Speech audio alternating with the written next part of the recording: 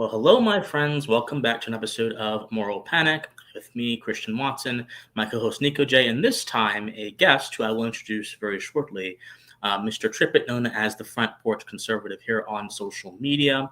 I hope all of you are doing well today. We've had a rather interesting week. This is actually the first Moral Panic that has been recorded since Charlie Kirk's untimely death. The weight of that event was actually quite heavy upon all of us, especially I believe on me. I can only speak for myself, but I believe it was heavy on all of us. And that really just put me in a posture where I didn't want to go ahead and capitalize on a tragedy. I wanted to sit back and reflect on what the tragedy might mean for our nation, what the tragedy might mean for our country, and also what the tragedy might mean for us building a roadmap ahead. But right now, speaking of Charlie Kirk, there is a memorial service going on to honor him that is being viewed by hundreds of thousands of people across millions, even across the world, you could possibly say, in between social media and TV.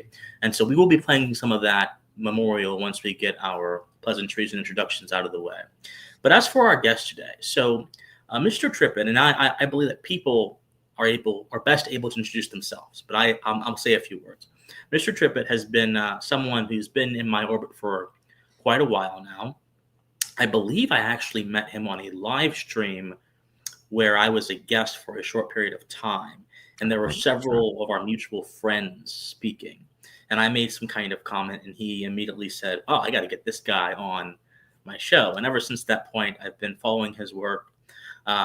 Here in Pensive Politics, we actually very much believe in the notion of common sense.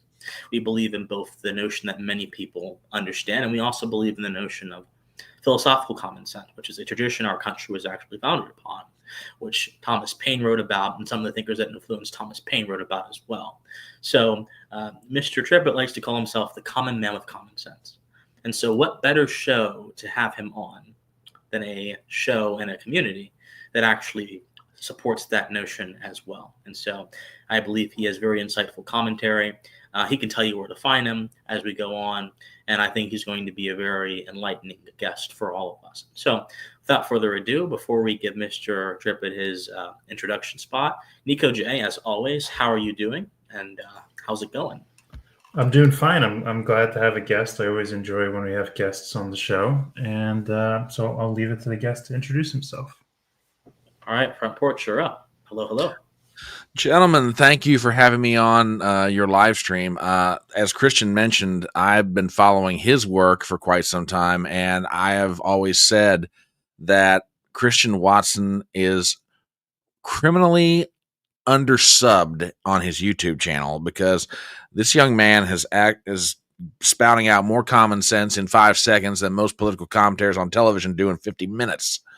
So, yes, follow his work. Nikoji, this is the first time you and I have really met each other, and I'm looking forward to hearing your insights as well. As far as a little about me, I've been live streaming and doing videos now for a little over 3 years. I love it. Wish I had more time to devote to it. Would love to see my channel just take off like a lot of other content creators and be able to do this full time. But in the time that I've got, I do live streams, I do videos, I do interviews. You can find me on YouTube and Rumble at the Front Porch Conservative. That's where my channels are at. And you can find me on Twitter at the Front Porch C1. So if you're not subscribed to my channels, please do so. Hit the bell for notifications. Leave comments on my videos, leave thumbs up on my videos, sub to me on Twitter. As I jokingly tell my audience all the time, I'm a going little concern. I'd like to be a going big concern, and I can do that with everybody's help. So with that, gentlemen, let's have at it. What do you want to talk about? Well, Nikoji, I'm gonna let you get us off as you normally do, because that was, how do I follow up with that? I'm trying to, and I think I was locating a good stream for us to watch the Charlie Kirk speeches, because a lot of the cabinet members of the Trump administration are speaking, and in fact, I believe Secretary Hegseth is speaking, so perhaps we'll listen to that, and then absolutely. There will be breaks in the stream, and we'll add our commentary, but I'll go ahead and share. Go right ahead. I'm looking forward to continuing to watch this. I've been watching this since 2-something. So it's been remarkable what's been going on out in Arizona. Absolutely remarkable. stadium full with thousands of people. Thousands, probably, perhaps even more than that. I mean, that's a big. That horrific crowd. event, and said Pete, the devil overplayed his hand. Charlie started with liberty, but ended up lighting our country on fire for Christ. He started Turning Point USA, but this moment is the turning point for the USA. Right now.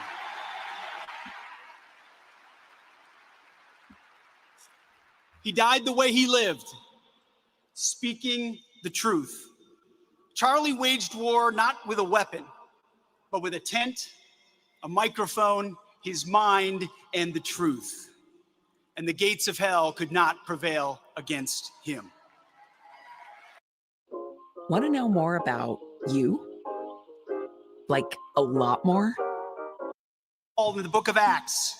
We went into college campuses where they said we couldn't go, and he was the light. He was bold. He was brave. He was a hero. You know, at the War Department, we know a little bit about heroism.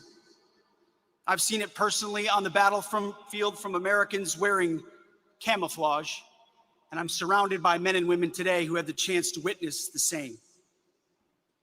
Most people don't know this, but Charlie Kirk wanted to go to West Point. It never happened, obviously. His personal loss at that moment was our nation's great gain.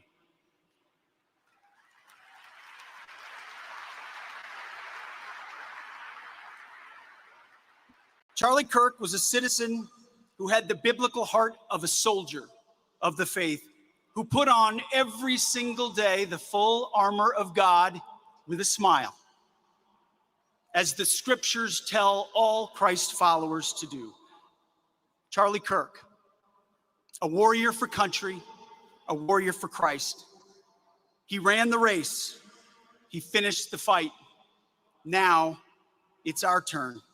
My charge to all of you, live worthy of Charlie Kirk's sacrifice and put Christ at the center of your life as he advocated for giving his.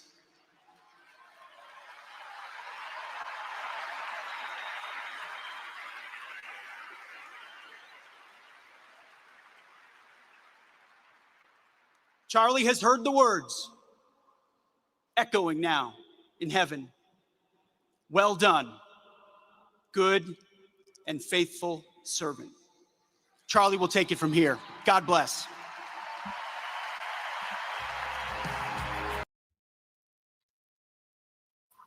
Wow.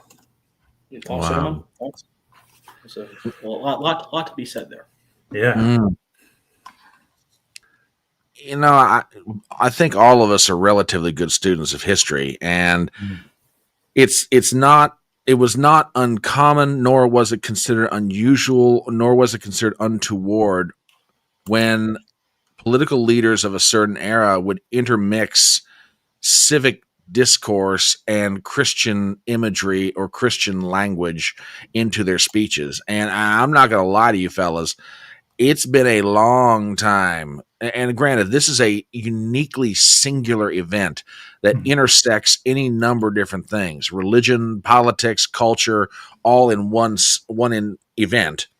But I can't remember the last time I heard this many public officials, Right. at whatever level of government you're talking about, weave Christian imagery, Christian language, Christian metaphor into public speeches that they're giving at a man. And now, granted, this is at a man's memorial service. I understand that, but in any setting, it's been forever since I've heard something like this. Right.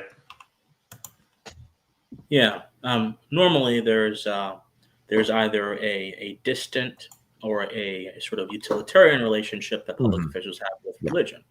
They either use it to curry votes with a certain demographic that they need, or they use it. It is heard but not seen, so to speak. Yes. Yeah. But I think what we're experiencing right now, the current administration is not just a massive cultural shift, but it's a massive ideological shift in the kind of governance we've seen from both the right and the left over the past 50 plus years. And I think that the the sentiments of a lot of these speakers is a reflection of that shift. I agree. Because there is no longer a concern about wanting about being everything to everyone. There's no longer a concern about we're going to alienate people. There's more of a concern now, it appears to be, from the Trump administration, from a lot of people in the institutional right, with how are we going to actually bring to heel some of the forces that are threatening our country, and how can we do so upon a strong bedrock that references back to the founding. So I think that if you're going to do that, you're going to have to have some religious reference. What slightly does concern me, though, is that, conservatism is not in my opinion, properly understood, it's not a religious doctrine. Correct. Conservatism is a way of life. It's a disposition towards a certain kind of thinking. It's a set of values you embody. Religion may indeed play some kind of role in the meeting out of conservatism in the public sphere. But in the sort of professing of conservatism, I don't think you have to be religious in order to understand that good things are hard to build and easy to destroy. You don't have to be religious to understand that the eternal matters more than the local, and if the local matters at all, it ought to be brought into cohesion with the eternal. You don't have to be religious to believe that there are certain principles that are endemic to man's nature that have a massive impact on how he moves in society, and therefore have a massive impact on what our political order should look like. So my fear is that some people are going to feel as if this American restorationist movement, this sort of, I call it a civic repair project, is solely a religious doctrine. And there need not be that kind of sectarianism. Because even in the founding generation, Washington was an Anglican, several of our founders were Christians, but also several were also deists as well. And God meant different things for each and every one of them, although I think that he ultimately had the same effect for all of them, which is that he was a sort of unifying principle for the culture to rally around and to root the source of their project. But they recognized also that you can use your reason, you can use your natural abilities to discover the same truths, these sort of self-evident truths that America was founded to preserve. So also, I might want to add that during the founding generation, there was actually a marriage between religion and philosophy. You had pastors in the pulpit quoting John Locke to their congregations. Like, literally. I have not seen a pastor quote any philosopher to their congregation in recent times. That typically doesn't happen unless you go to what is called a teaching ministry. A teaching ministry is a church where the pastor is typically a PhD. They have a whiteboard up and they have all these different symbols, ancient letters up, and they're speaking in a very instructional manner. That's not most churches in America. True. So you had the common church in America having this level of depth. Maybe this is a moment for us to try to rediscover, that level of depth as well. But I'm not entirely sure American Christendom is ready for that. I think that a lot of American Christendom thrives, unfortunately, on spectacle. This is one of the reasons why I think the so-called prosperity movement, they call it, if you give me some money, Jesus will give you a Bentley. That kind of not only turns people off from Christianity, rightly so, I would even say, because it really is a bad representation. But that kind of thing also perverts our ability to engage in the substance of faith with depth. So I see a lot of different things, and I'm just trying not to ramble. I just see a lot of different things coming along here. And I just think that I'm not saying abandon religious language, but I just think that there should be more of an emphasis on what universally connects conservatives, as opposed to what may divide them, being their religious preferences. What do you guys think about that? Nikoji, go ahead. I think it's an astute observation, because we've already seen throughout the Democratic response in the House of Representatives. I don't know how many of them, but at least there are a number of individuals who are calling Charlie Kirk a Christian nationalist. And it's, that's, if there's ever an example of reductionism, that's that. Like, when you think of Charlie Kirk, I don't think it's fair to call him a Christian nationalist. And Not at all. Christian, you have a history of debunking that term, and frankly, it's like a boogeyman term that the American left is using. So it's unfortunate. If they were to watch the stream, they would think that that's proof, and it's not. It's just because religion is invoked and just because someone's populist doesn't mean that populism plus Christian faith equals Christian national. I don't think it's fair to say, because frankly, what they're doing is they're kind of using that term as another proof of fascism, and it's so silly what goes on in this political I don't know what you want to call it, this war of names, and you're a fascist, and instead of as I know Christian would prefer, and I'm sure you would prefer as well, that we just talk about the policies, that we talk about the actual principles, and in Charlie Kirk's memory, that he was a man of dialogue, and with all this political bickering, people could realize that certain principles are shared, and through dialogue in a very Socratic way. I would say that Charlie has a very Socratic legacy, because he was able to have a conversation, and obviously he would stand his ground, and prove me wrong is a statement of confidence with one's values, but that he still encouraged dialogue to see to which perhaps some of his opposition would come to an agreement with him through dialogue. So, it's a shame that they're labeling him Christian nationalist. They're trying to call him racist. They're putting all these terms out. And, all we can do is hope for better and be the change that we want to see. Well, the irony in all of this, to me, irony abounds in the past 11 days. I cannot tell you, and I'm sure you gentlemen are just as familiar with this, how many people on the left, and I use that term very broadly, how many people on the left have always said, well, we need to reach across the aisle to each other and engage in, dialogue and bipartisanship. And okay, let's dance, baby. Here comes Charlie Kirk.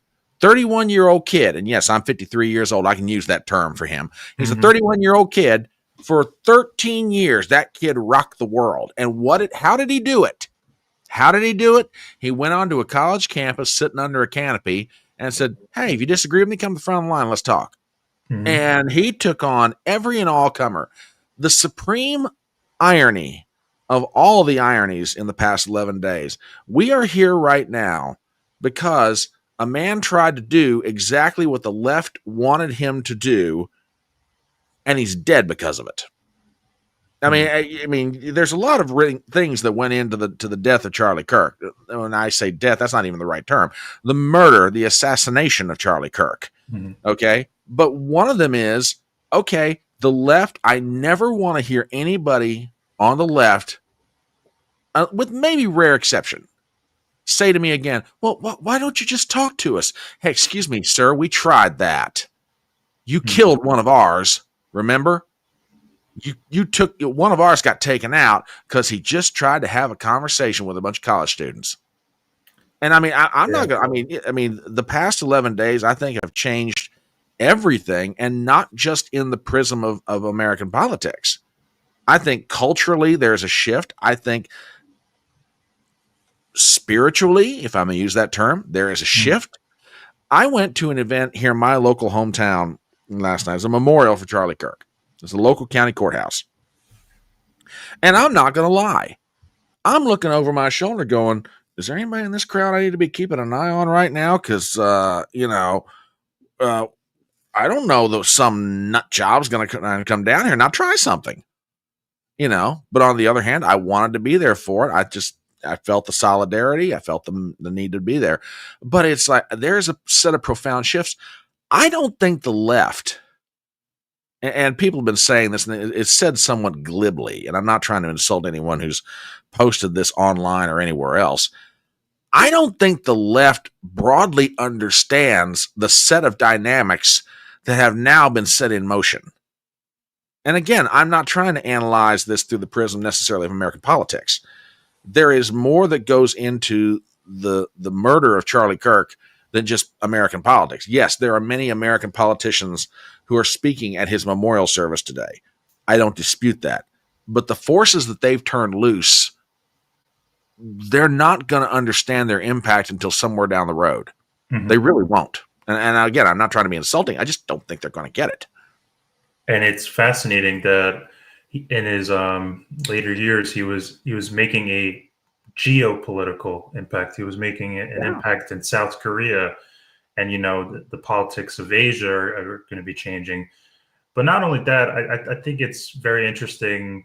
I don't mind to just briefly dip into Democratic political analysis, because they're spending money trying to understand their last election loss. And here we have the momentum of Charlie Kirk, the legacy. And, do they even need to spend any more? Can't they just look into the history of Charlie Kirk instead of, antagonizing, and instead of doing these nuanced takes where, we're going to commemorate him, but at the same time, we're going to attack the bad parts of him that, maybe they need to do a lot of soul searching and understand, like you said, that his supporters, his outreach is the very outreach that they're looking for. When they think of these, for instance, young men, sometimes it happens that these young men are also the political assassinators. So frankly, they're talking a lot these days about the shifts from the Democrats supported by young men, that it's declining. And frankly, do they need a better case study than this moment to look at the reasons why Charlie Kirk was able to establish such a supportive network using dialogue, using the very framework that American politics is supposed to be supported by? Yeah, very prescient, very prescient observation. I would even go further to say that I think one of the reasons the Democratic Party is having a lot of problems beyond the Trump issue is because they have a problem of personality.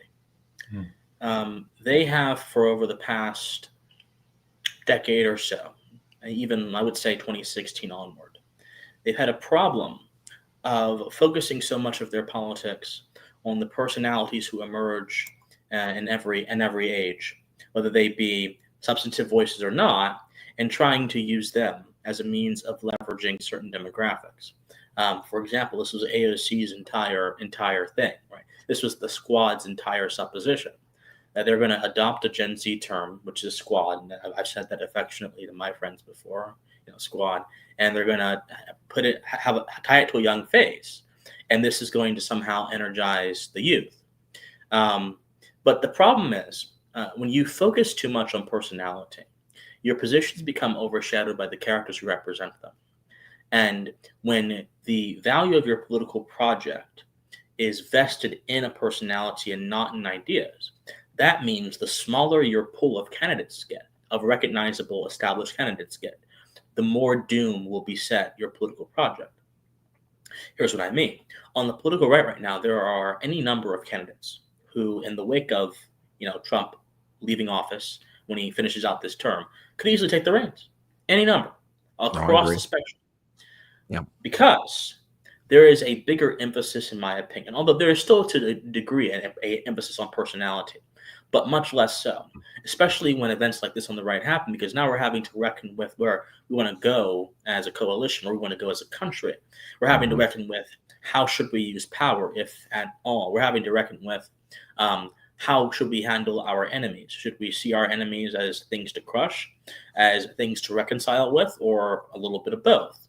We're now having the question of how should we constitute our labor policy. This is what the HB-1B visa debate is about, in a way that actually benefits the homeland rather than tracking the homeland.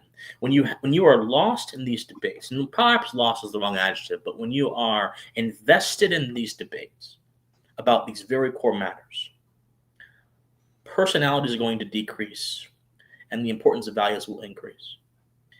However, in the Democratic Party's case, when they spent the last decade or so focusing on being anti-Trump, they spent the last decade or so attacking white Christian men, they spent the last decade or so worrying about far-right extremism, they essentially spent the last decade or so focusing on personalities. Mm-hmm. And by doing so, they have limited the ability for themselves to even self-correct. You see, iron sharpens iron. If you want to be able to have a coalition that's going in a positive direction, you must be able to self-correct. And how do you self-correct? You self-correct by evaluating the values you hold dear. Well, if you're lost in personality, you can't self-correct because your focus is going to be on, again, the people that you're trying to reach or antagonize, rather than on refining your ideas. I think this is precisely why the Democrats, and more broadly, institutional progressive politics is having a problem right now in America. Right. Having said that, the radical revolutionary far left, which is not institutional progressive politics, in fact, those people actually kind of hate it. People like Antifa or the Party for Socialism and Liberation and all these different groups, they actually hate the Democratic Party. And they are recruiting in their own way. They're even further left than the Democratic Party is. They're recruiting in their own way. They're galvanizing a section of the youth in their own way. And by doing so, they're breeding more people who are going to commit acts of violence in the name of their ideological project. Mm-hmm. So I think if we're going to move forward positively as a country and we're going to identify and face the real foes of our civilization as Americans, we have to focus on the radical revolutionary socialist far left. We have to focus on these grassroots groups who are gaining steam in the underground sectors of our society, and we have to confront them positively. Confronting Antifa is a start, but there's many other groups just like Antifa, whose effect is even more insidious, that we have to identify and we have to confront. And a lot of folks are apprehensive about this kind of prospect because they worry that using power to crush people or to correct people on the basis of political affiliation is somehow anti-American. Although I say that we're not using power to target someone on the basis of political affiliation. We're using power to target people that have their stated aim as the destruction of the American government and the destruction of our country, the violent overthrow of our country, and the institution of a new project. So I think as we move forward and we take this moment at its core, we have to have a lot of deep conversations. We have to, it's not good enough just to be not the left. It's not good enough just to be not the Democratic Party. We have to not just know what we stand for, we have to understand where what we stand for leads, how it accords to the eternal truths of human nature, and how it accords with how civilization can grow on the basis of what we believe. So that's the conversation we ought to have. And my hope is that this Charlie Kirk moment can spur it because it's much needed. I agree with that. I want to go back to something Nikoji said, and then I'm going to swing it back around to some of the thoughts you just expressed. Sure. You know, you talk about, you know, the Democrats are trying to understand why they keep losing elections. If the Democrats ever truly wanted to self-reflect, all they had to do was listen to AOC's speech on the floor of the House regarding the Charlie Kirk resolution. Yep. Now, if I were a political operative working for any Democrat in Congress and my client walked up to me and said, "Hey, I got this resolution the Republicans are pushing to honor Charlie Kirk. What should I do?" My response, shut up and vote yes. Don't do anything else. That's all you need to do. That's all you should do. What did she do? And I played this clip Saturday on my live stream. What did she do? She called him racist, took 3 or 4 different ideas of his right out of context, took the statements, took them right out of context, and just basically made a horse's ass out of herself, pardon my language. My mother is 88 years old. We talk every day. And usually we get around to the subject of politics. And bless my mother's heart, Ma Trippett, as I lovingly refer to her, Ma Trippett will occasionally say to me, "Brian, these people don't have a sense. Don't they know right and wrong?" I said, "Mom, you're working from the assumption that we all share the same set of values, or that, more to the point, we were all taught the same set of values. What we've got right now is truly the ultimate form of a culture war. You got two different cultures inside this country. One of them was brought up on Judeo-Christian values, constitutional republicanism, and the idea that there are certain normative rights and wrongs that transcend us as human beings. On the other side of that, you have a group of people that are, no, I will do that, if I may borrow a biblical expression, given the day we're talking of. Every man does that which is right in his own eyes. If I feel that this is correct, it is correct. If I feel this is wrong, it is wrong. Nothing beyond themselves, nothing higher than themselves, just myself, my feelings, my beliefs.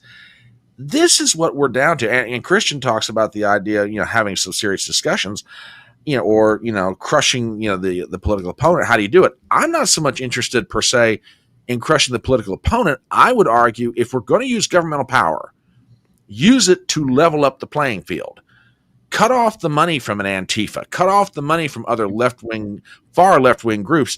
Get it to the point where, okay, now both sides are even up in this fight, and let them duke it out in the naked public square. Let's have at it, and then let's see who wins. And I'll lay you dollars to donuts right now.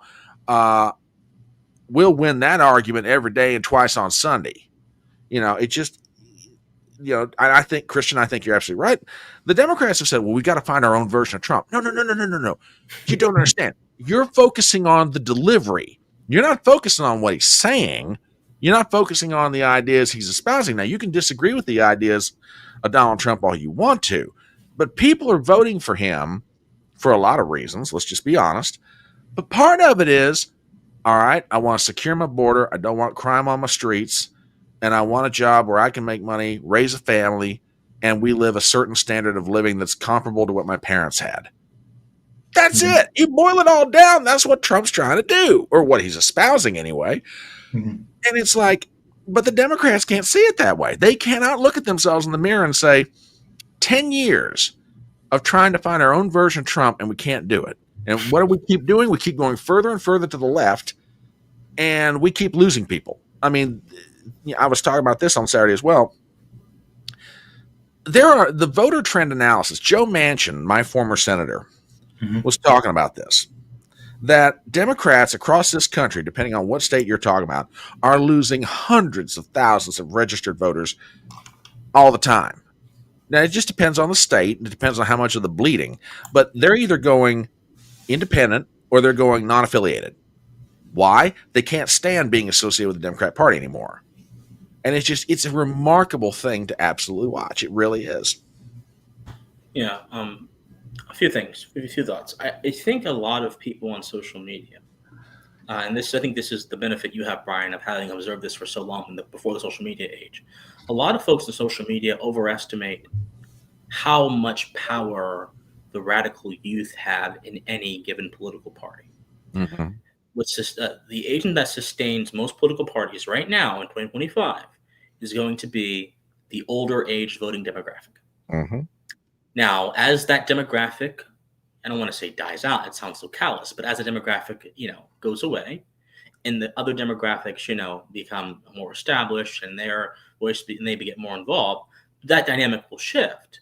But the Democratic Party is constituted of millions of people, and most of them are not radical socialist, at least the people in the constituency.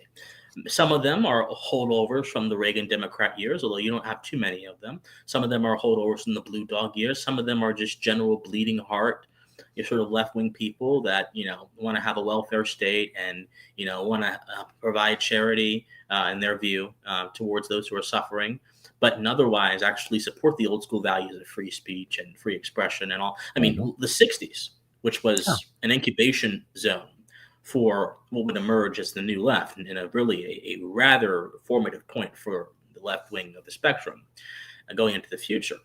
The 60s was a time where the left championed free speech. Kent State, for example, and some of my viewers who are younger may not have read about Kent State. I'm sure you know about it, Brian.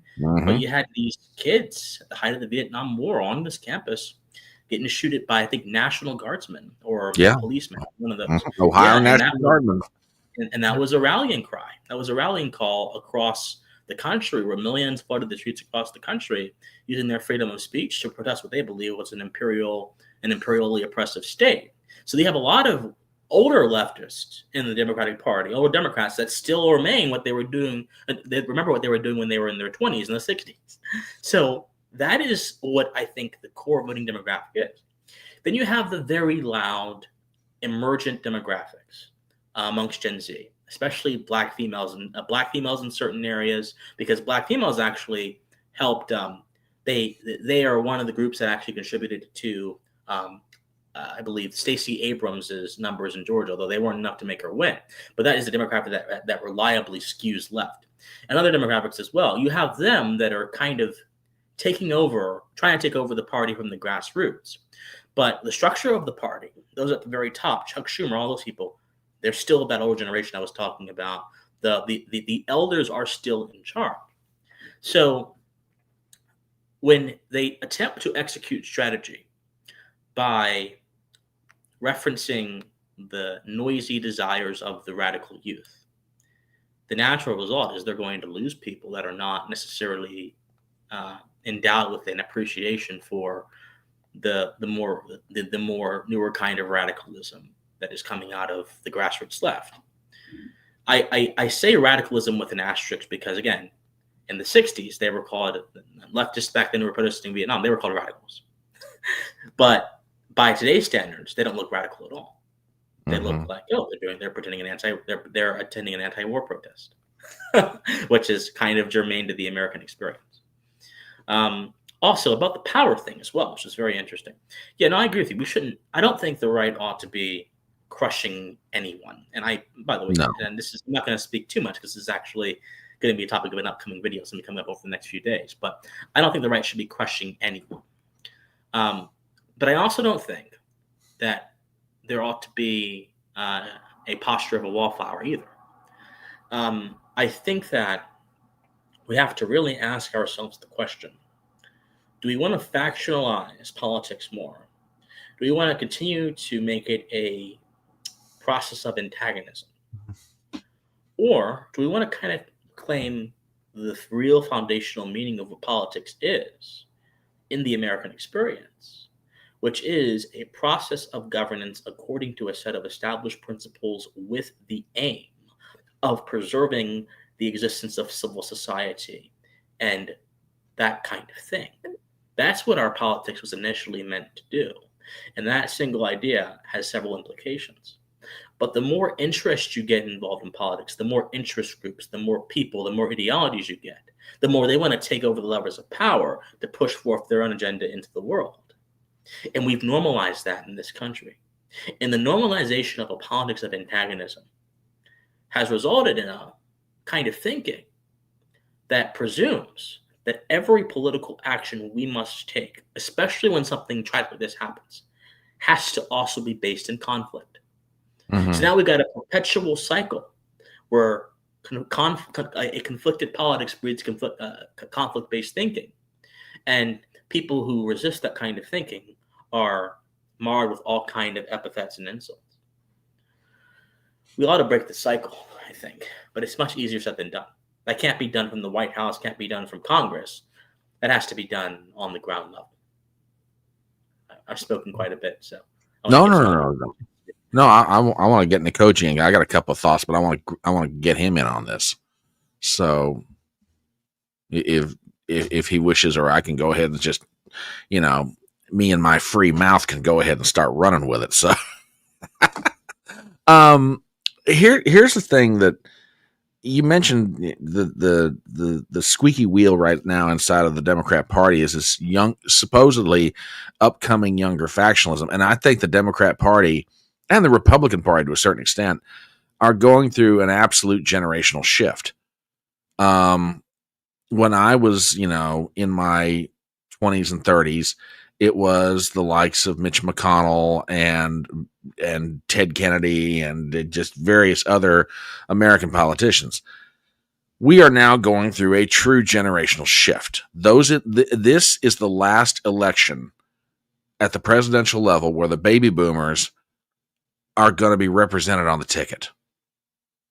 Truly, we really will. I mean, you might get one more baby boomer candidate out of the Democrat Party, but I rather doubt it. Going forward, you're looking at Gen X, millennials, Gen Z. This was the last one for the boomers at the presidential level. And in the Congress, you're seeing a generational shift. And, you're now watching, Chuck Schumer having to negotiate with the far left of his party. I mean, I read something, where was it today? Was it Axios or was it somewhere else? AOC's thinking about making a run either for Schumer's seat in 28 or a run for the White House. And I'm sitting here going, okay, have at it. Go for it. Let's do it. It's fascinating to watch because the older generation of Democrats, they might be lefties, but they're not the kind of lefties that are now trying to dominate the Democrat Party. I don't think AOC, Tlaib, Omar, or all the rest of them are anywhere near getting their hands on the levers of power inside the Democrat Party. But they're making enough noise that if they're not responded to, they're going to get a hold of the levers of power. It's just a matter of time. And I agree with you wholeheartedly, Christian. It's a question of response. How do we want to respond? When I say we, I mean the country as a whole. How do we want to respond to the radicalism of a certain group or sect of people that want to basically, from my estimation, just tear down every institution they possibly can? Well, the only way you can do that is an honest fight in the intellectual square. Okay, you want to get rid of this. Tell me why. And tell me what you will do to make it better, and on what do you base this is going to be better. That's where I think we need to head. Now, there are some people coming up behind. There's a generation of politicians on both sides. I'd argue the Republicans are better at this stage, that they can articulate why they want to do certain things.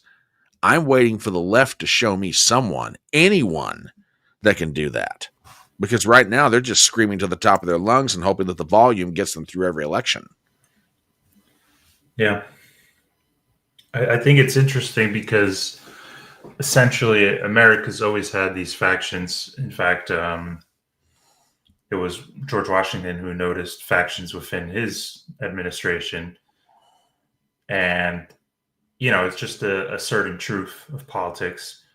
And at the current state, we have a two-party system, but it's essentially feels like we have a sort of 3 to 4 faction party system. So we have these two parties that are allowed to have this power, and the debates are mostly between two politicians ever since Ross Perot, and there's a lot of background detail about that.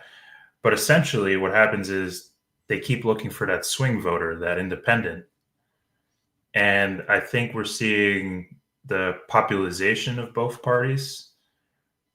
It's just a matter of, the popularization faction of the right, the more common sense faction, will that prevail over the far left socialistic faction? And it's interesting when we think of some of the leaders like Bernie Sanders, who isn't technically a Democrat. Like, he caucuses with the Democrats, but he is their leader in this ideological battle and has been there through and through. And he fights with the establishment of the party that he caucuses with. But it's going to be interesting. We'll see in November, I suppose, what happens to New York City, for instance. If they'll have, it will be certainly historic to have a socialist mayor of New York City. And we'll see. Times will certainly change. And we'll see if the right can continue on a path that we hope of common sense. It's not radical to some of these Judeo-Christian values, like you said, or family values, whatever you want to call them. And we'll see if the left kind of loses that tactic that they're using. Like we were talking about Charlie Kirk, to, XYZ congressperson, congressman, congresswoman from the Democratic Party votes with the resolution, for instance. This has happened, but needs to release a statement saying, "Oh, but I condemn Christian nationalism. I condemn the racism that he was associated with, yada yada. So we'll see if that it would be a much better world if that tactic lost, where political pandering towards lies, to say the least, lost. But unfortunately, it's a very dirty game of politics, and so we'll see. Yeah, I'll say this: when it comes to left-wing political strategy, and if they will find their own Trump, the whole attempt to do that, we have to understand that populism is simply passion meets governance. That's really all it is. Passion directed upon a certain course meeting the governing functions of a country.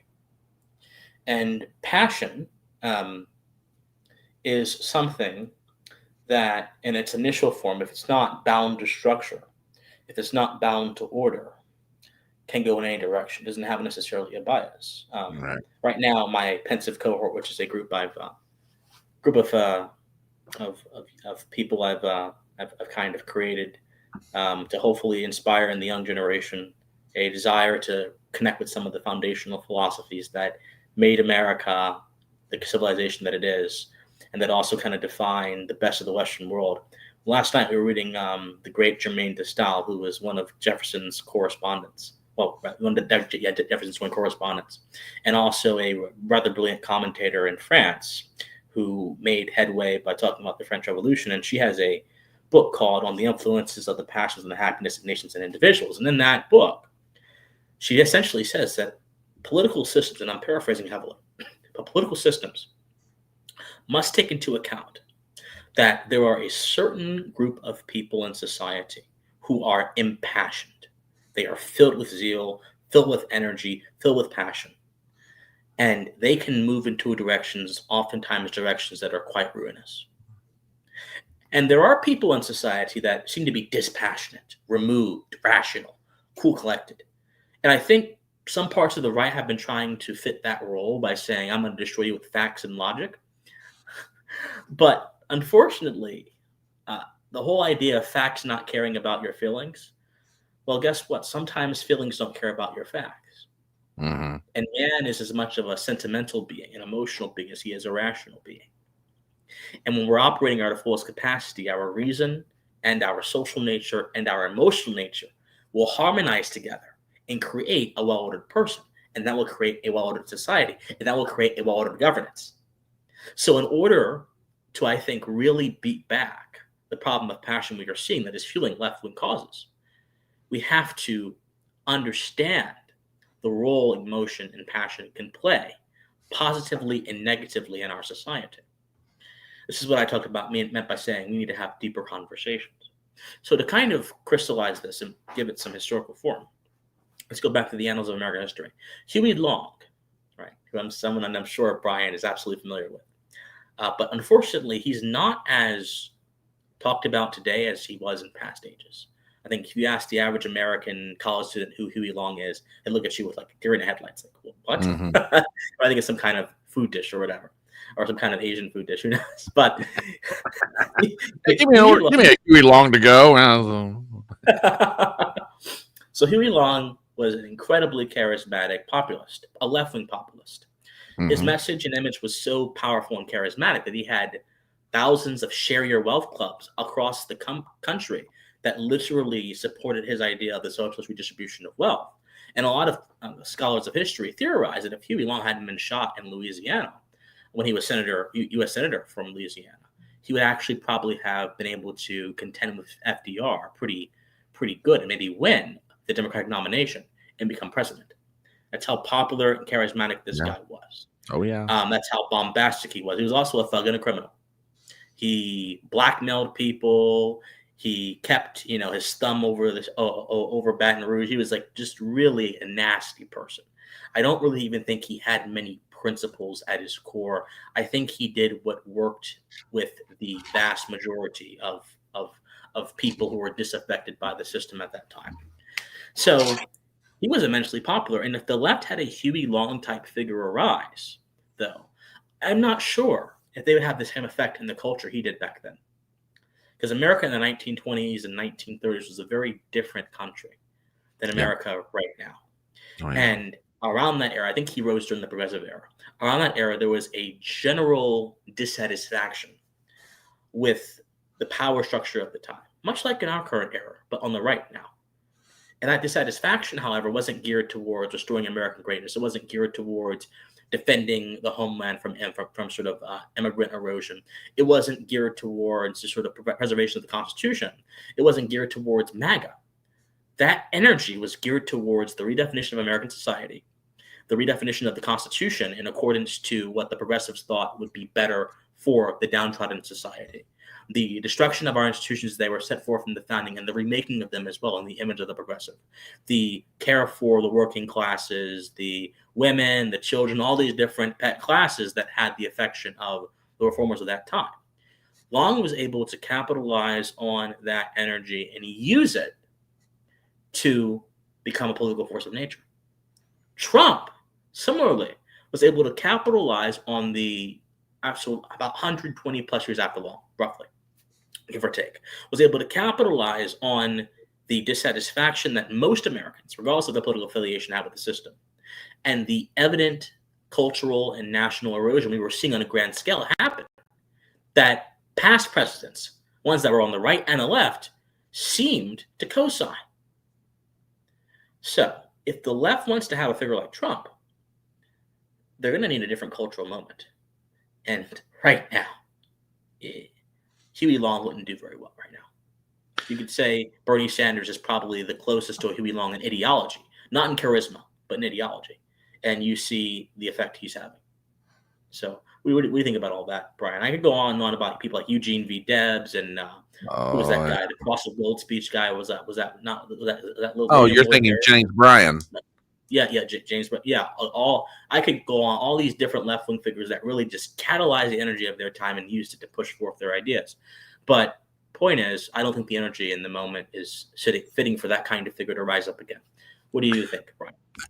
I agree with you. In order for a figure like a Huey Long or an LBJ or a Bobby Kennedy Sr. or someone like that to rise up, you have to have a common set of ideas to rally around or even rally against.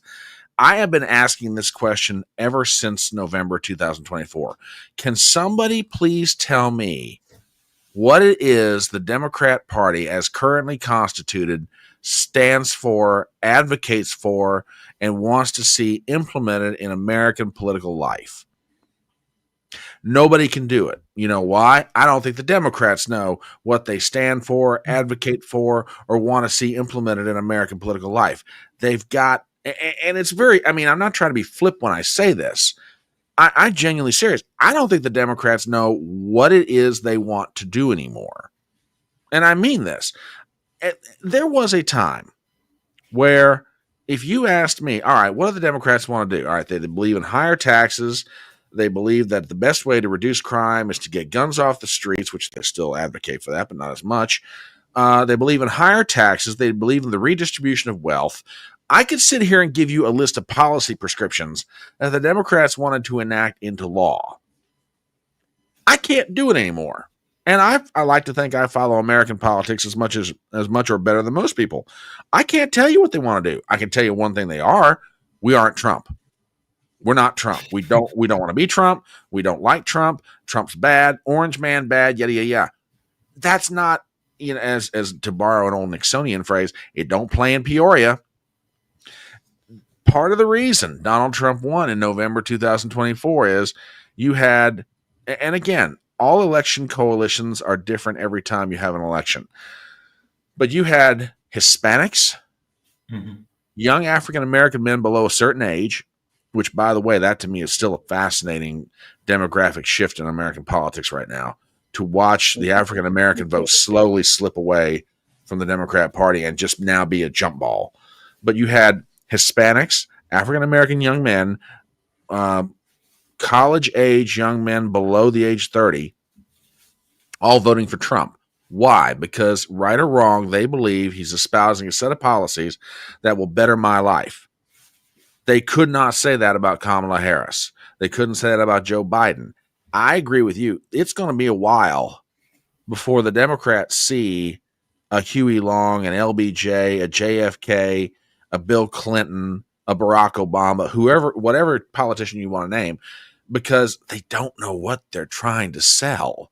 And you can't get somebody to buy something if they don't understand what it is they're buying. It's just, to me, it's just that simple, you know? Right. Yeah.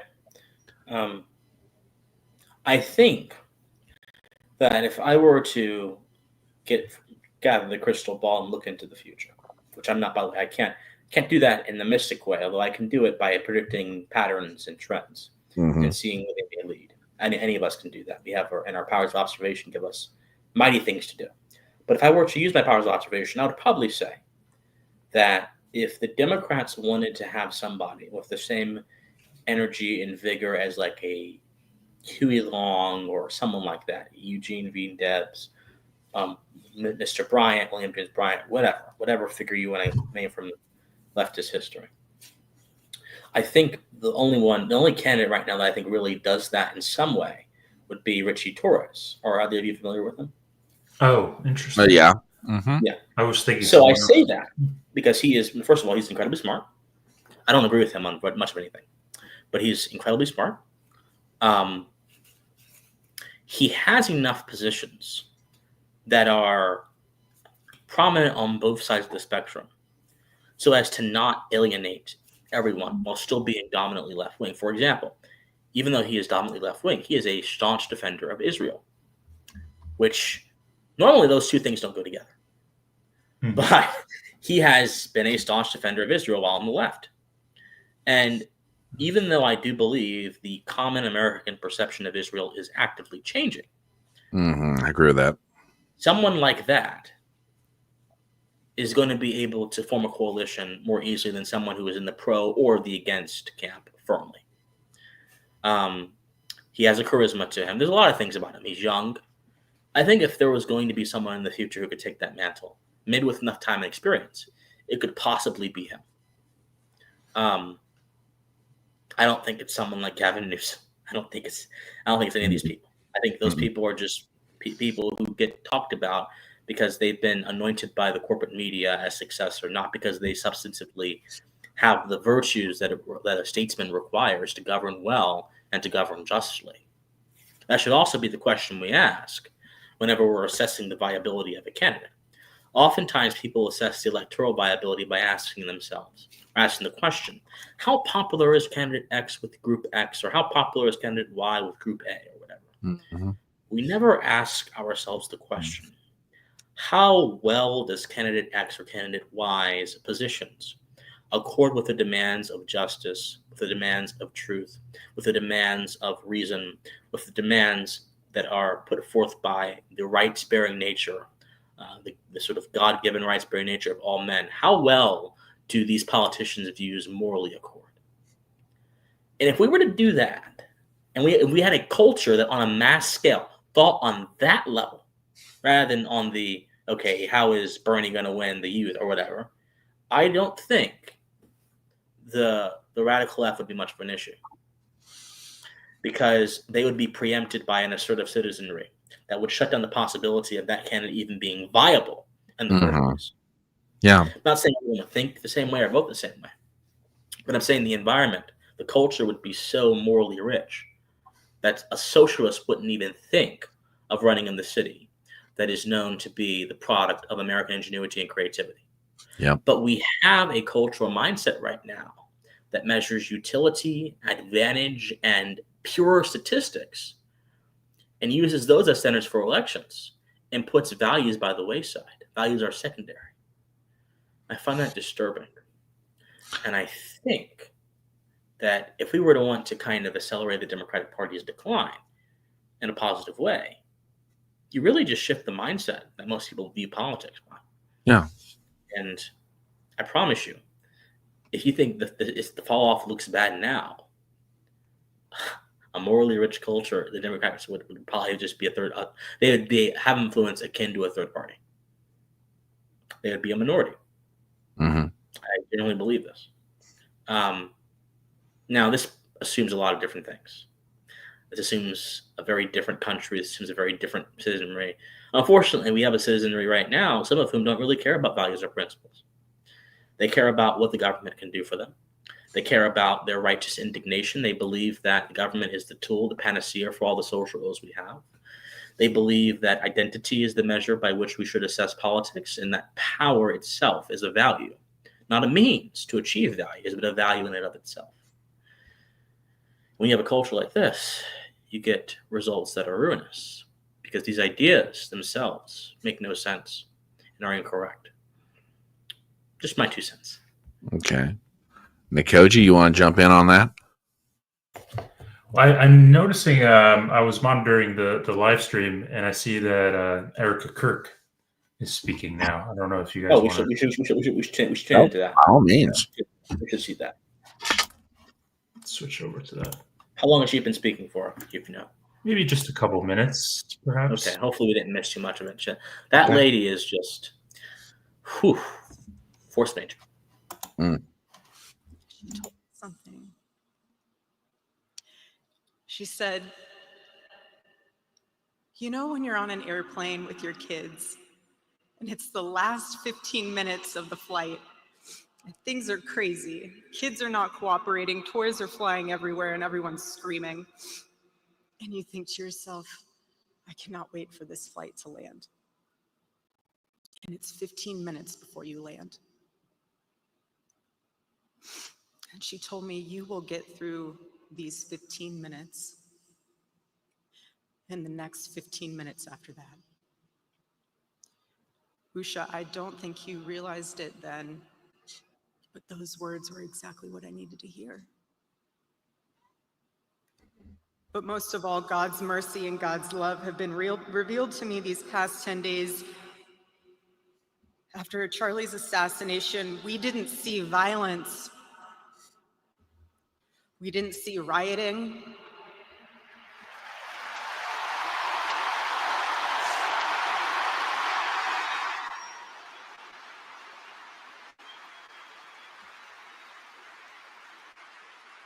We didn't see revolution. Instead, we saw what my husband always prayed he would see in this country. We saw revival.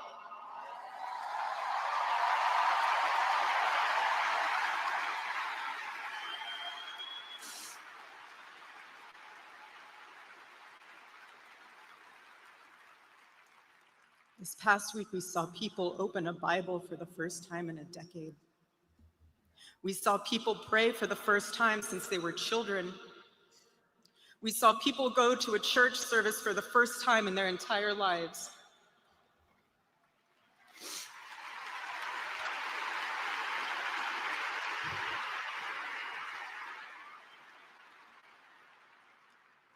Charlie liked to journal.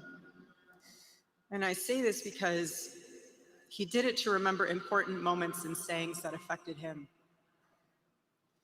And one of the things he wrote in his journal was this: every time you make a decision, it puts a mark on your soul. To those of you out there who just made that decision and took the first step toward a spiritual life, I say thank you and welcome.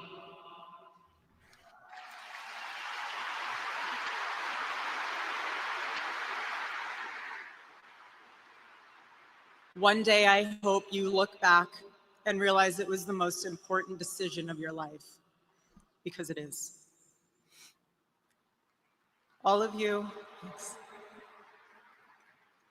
who are already believers, it is your job to shepherd these people. Do not take that lightly.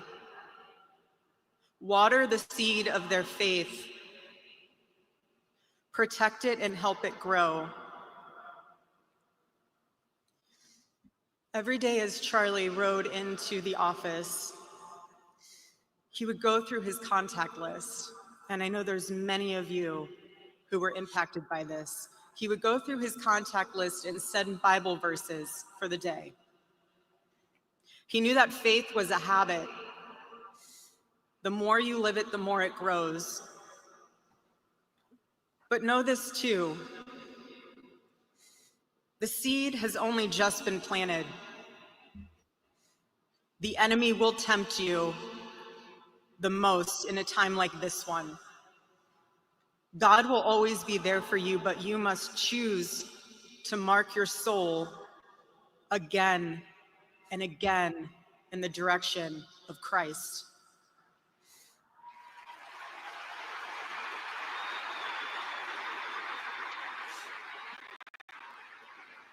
Pray again. Read the Bible again. Go to church next Sunday and the Sunday after that, and break free from the temptations and shackles of this world.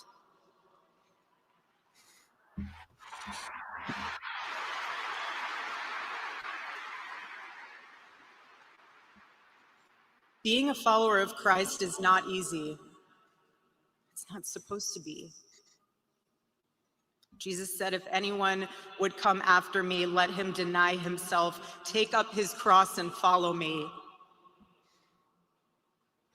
He said he would be persecuted. He said we would be persecuted. And Charlie knew that and happily carried his cross all the way to the end. And I want all of you to know, while Charlie died far too early, he was also ready to die. There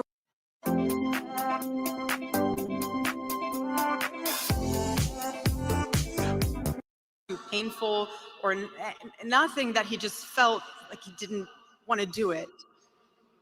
He left this world without regrets. He did 100% of what he could every day. But I want you to know something.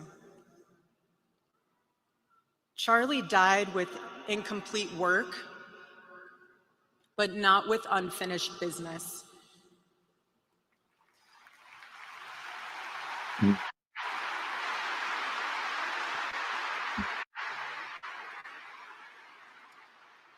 But I will miss him. I will miss him so much because our marriage and our family were beautiful. They still are.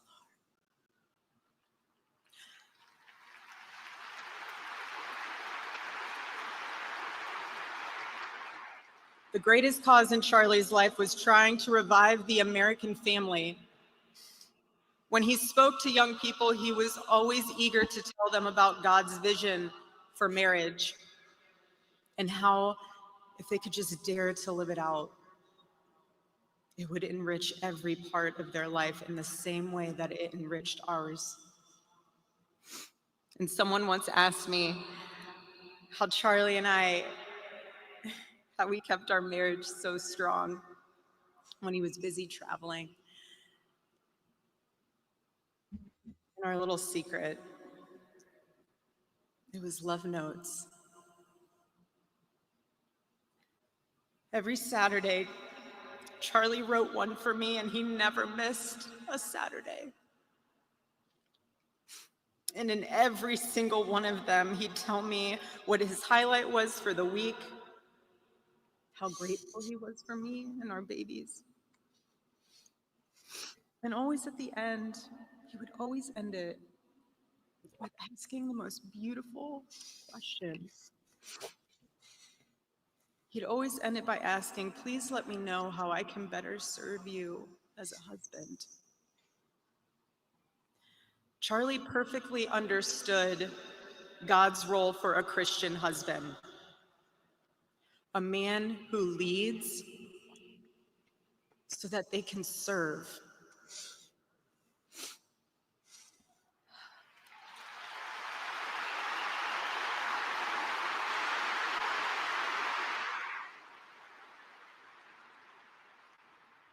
To all the men watching around the world, accept Charlie's challenge and embrace true manhood. Be strong and courageous for your families. Love your wives and lead them. Love your children and protect them. Be the spiritual head of your home. But please be a leader worth following. Your wife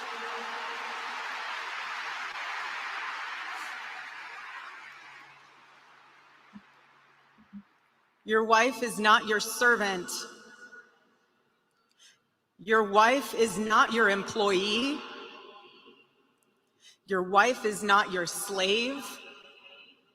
She is your helper. You are not rivals. You are one flesh working together for the glory of God.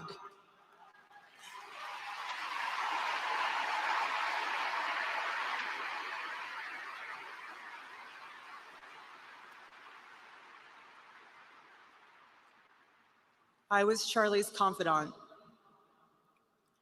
I was his vault, his closest and most trusted advisor, his best friend.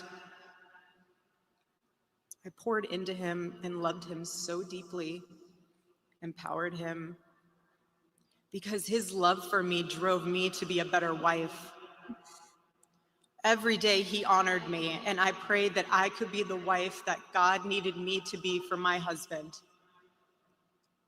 Women, I have a challenge for you too. Be virtuous. Our strength is found in God's design for our role. We are the guardians. We are the encouragers. We are the preservers. Guard your heart. Everything you do flows from it. And if you're a mother, please recognize that is the single most important ministry you have.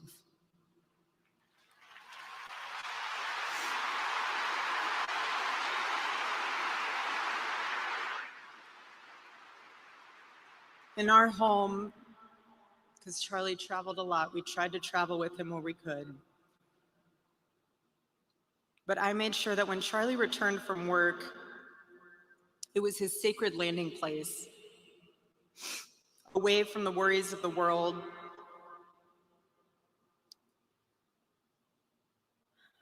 I didn't make him feel guilty for being away too long or too much, or getting home too late. I always told him, home is here for you, and it'll be ready for you. And I made it into this place where he wanted to be as soon as possible when he was on the road. There was no keeping score between us.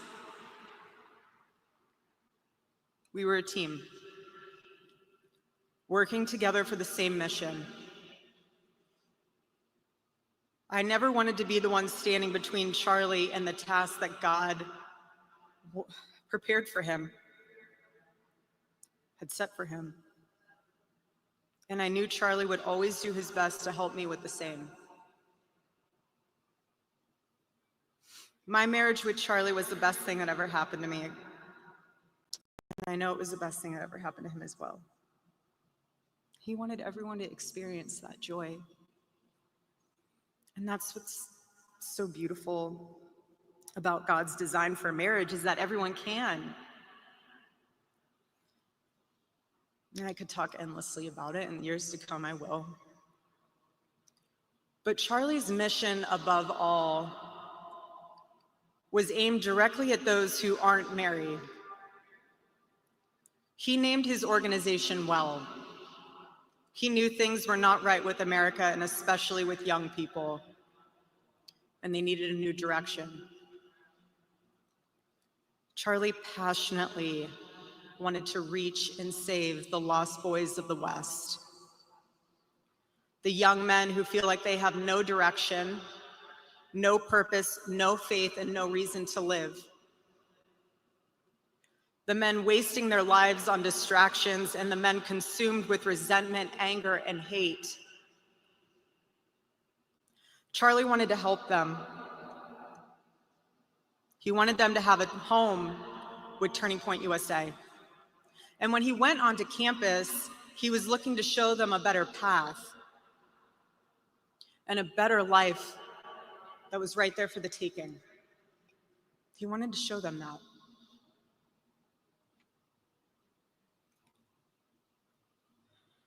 My husband, Charlie, he wanted to save young men just like the one who took his life.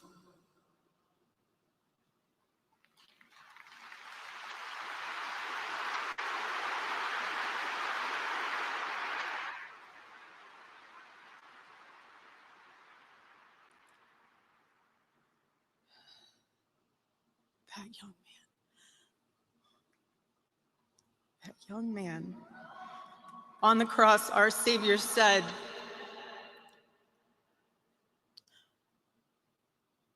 "Father, forgive them, for they not know what they do."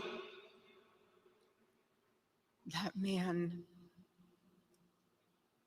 that young man, I forgive him.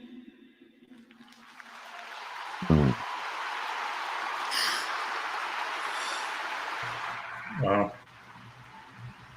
Yeah, This is heart-wrenching. This is heart-wrenching.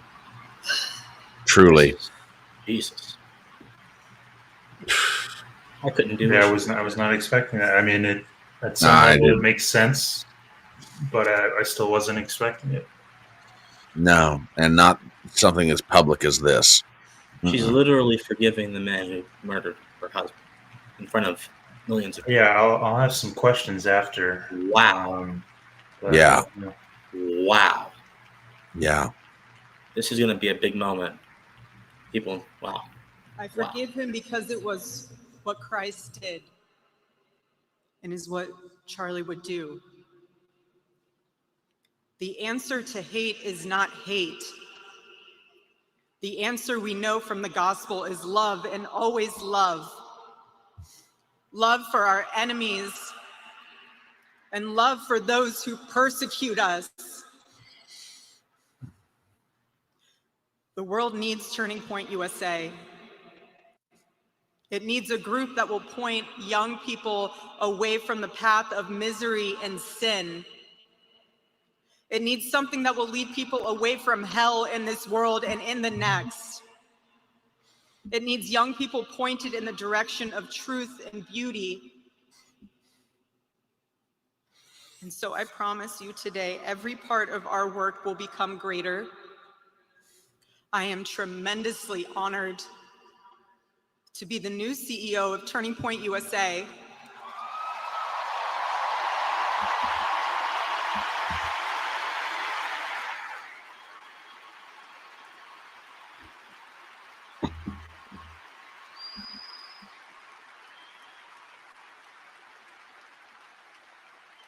I do not take that lightly. Charlie and I were united in purpose. His passion was my passion, and now his mission is my mission. Everything that Turning Point USA built through Charlie's vision and hard work, we will make 10 times greater through the power of his memory. Chapters will grow, thousands of new ones will be created. TPUSA Faith will add thousands of new pastors and congregations.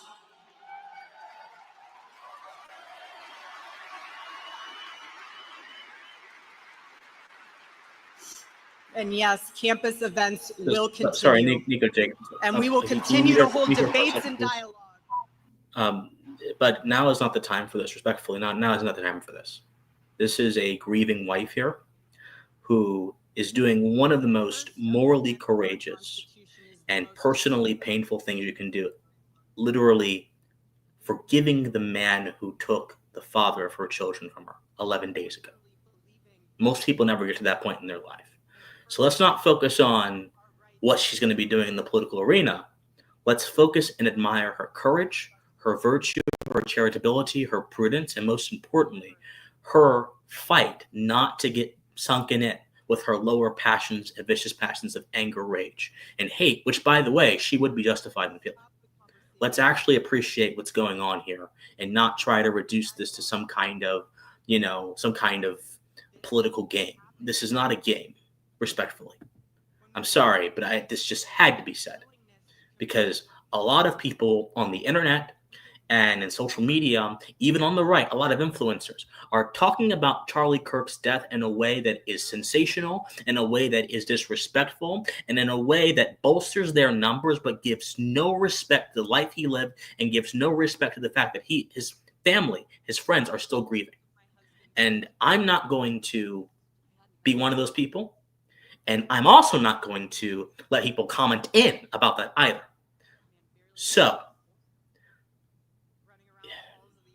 let's be respectful, please. Or I will have to remove you. All right, you can play her again. Psalm said that he didn't know what he was doing, but he did. He did know what he was doing. He knew exactly what he was doing. He was going to change the world, and he did. Charlie's life was a turning point for this country. It was a miracle. Let that miracle that was Charlie's life be your turning point as well. Choose prayer. Choose courage. Choose beauty. Choose adventure. Choose family. Choose a life of faith. Most importantly, choose Christ.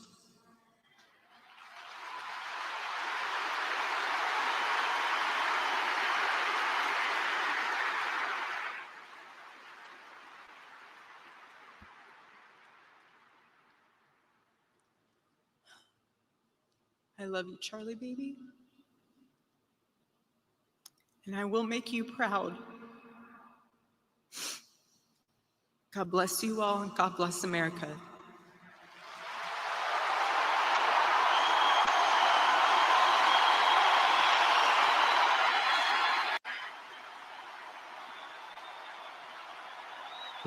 Wow. I am a flurry of thoughts and emotions right now. I think she did a tremendous job honoring his legacy. If people want to know what virtue in action, what a rightly ordered person looks like, what a prudent person looks like, what a moral person looks like, what a just person looks like, you just saw her speak. To do what she just did is one of the greatest acts of moral courage I have seen in my lifetime. And I mean it. Now, I'm still young. Maybe I'll see more. But I have never even... Is this even precedented? I don't think Jackie went before the crowds after her husband got shot and said, "Oh, God says forget." This is not... She literally just set fire to the camps of everyone saying we have to use this moment to crush people. Yeah. Right. Yeah, that whole argument just got taken completely off the table by the widow of the man who was assassinated. If come tonight or tomorrow, any political commentator on CNN, MSNBC, Reddit, wherever starts trying to make an argument, oh, the right's trying to, David Axelrod's out there, oh, the right's trying to mobilize. No, we're not. Matter of fact, Charlie's widow just said, no, we're going to respond to this with love. We're going to respond to this with kindness. We're going to respond to this with a good word. That whole argument the oxygen got sucked out of the room immediately with that one. Yeah, I think we witnessed a tremendous a memorial and tremendous forgiveness. And I believe shortly, national anthem or God Bless America is being sang. He can still sing. We can play him if you want. He can still sing. He's That's good going to for get you in trouble. It's going to get you Oh, demonetized. yeah, you're right. Let's not do that. Yeah, Well, drop the luckily volume on that, it bro. was just a couple seconds. You should be fine then. No, I mean, you mentioned is this precedent in her speech. I'm thinking back to Reagan's funeral back in 2004, and by that point, Nancy Reagan was well out of the public spotlight, but in that moment, she'd been thrust back into it. Now, the circumstances are different. President Reagan died as a result of long-term effective Alzheimer's and natural cause. But yeah, that what Erica Kirk just did here, I'm trying to recollect. Let's see. Nixon's wife, Pat, preceded Nixon in death. Lady Bird Johnson outlived Lyndon. This is the only thing I could maybe think of, and I can't think of a specific example, would be Coretta Scott King giving a eulogy at the passing of Martin Luther King Jr., but I can't remember if Coretta did that. Or Ethel Kennedy, the death of her husband, Bobby Kennedy Sr. Those are the only two examples I can think of. And to my recollection, I can't think that either one of them did that.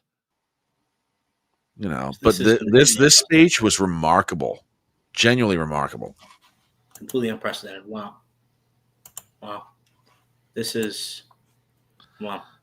I think she just made herself into an icon of unity. And I think she just made herself as well into the natural successor of Charlie's project and mission. Not just a CEO of Turning Point, but also the natural intellectual successor as well. The force she spoke with, the power, the principles, the clarity in her, and she has her own grace and elegance with it. That she's the right one for the job. Laser focused grace under fire. Laser focused grace. Let's go. Right, let's hear what the president said. Appreciate it. Nobody can sing that song like Lee Greenwood. Thank you very much, Lee, very much for being here. And his voice has not changed, pretty amazing. And a special thank you to Erica, because today America is a nation in grief, a nation in shock, and a nation in mourning. Less than 2 weeks ago, our country was robbed of one of the brightest lights of our times, a giant of his generation, and above all, a devoted husband, father, son, Christian, and patriot. Charles James Kirk was heinously murdered by a radicalized, cold-blooded monster for speaking the truth that was in his heart.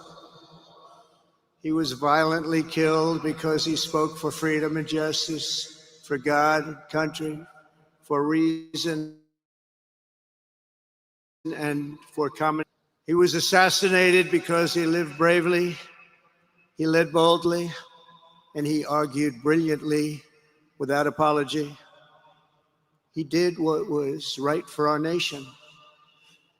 And so on that terrible day, September 10th, 2025, our greatest evangelist for American liberty became immortal. He's a martyr now for American freedom. I know I speak for everyone here today when I say that none of us will ever forget Charlie Kirk, and neither now will history.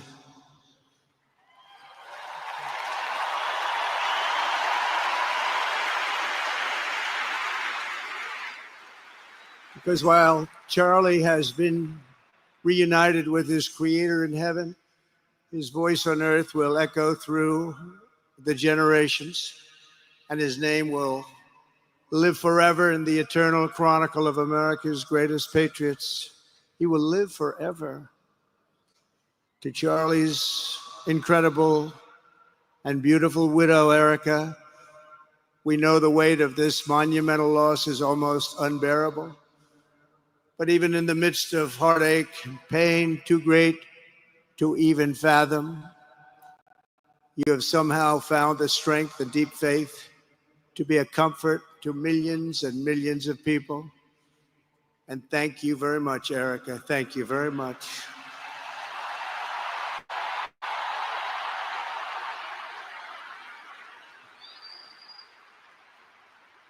Today, an entire nation wraps its loving arms around you and your beautiful children. We share in your immense and overwhelming sorrow, and we vow that we will do everything we can to ensure that your children grow up in a land where their father is honored and revered as a great American hero. That's what he is. Hold on. Before you pay for yet another app to manage your team, let me introduce you to Connect Team, the one platform that... To Charlie's parents who lost their beloved son, and to the entire Kirk family, we know that no words can ever be enough to fill the void he leaves behind. That's a void that just can't be filled. But I hope the extraordinary outpouring of emotion over these past 11 days has comforted you with the knowledge that your son brought more good and love into this world in his 31 short years than most people, even very, very successful people, can bring in a lifetime.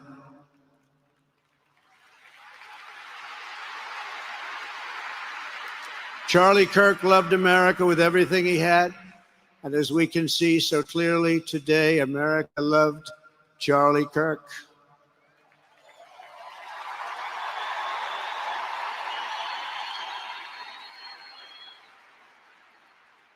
And he could always draw a big crowd. Look at this today. Look at what's gone on. This is a big crowd.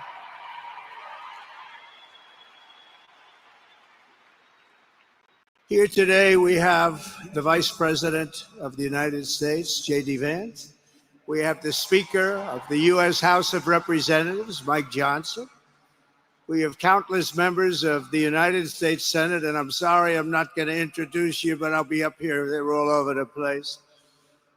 And likewise, the House of Representatives, they're all over this big stadium. This is not an arena, this is a stadium. Our great cabinet and this stadium packed with rafters of people, not to mention the one across the street that also has tens of thousands of people. And they're watching us on screen right now.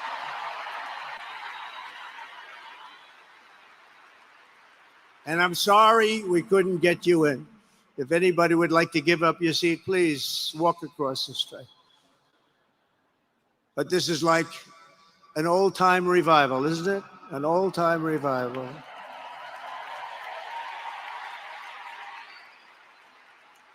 For millions of Americans, especially young people, it is agonizing and unthinkable to say goodbye to a patriot whose heart still had so much to give. It's so much. Raised in the suburbs of Chicago, Charlie was filled with a patriotic spirit from his youth, and he was an all-American in everything he did. And one of the last things he said to me is, please, sir, save Chicago. We're going to do that. We're going to save Chicago from horrible crime.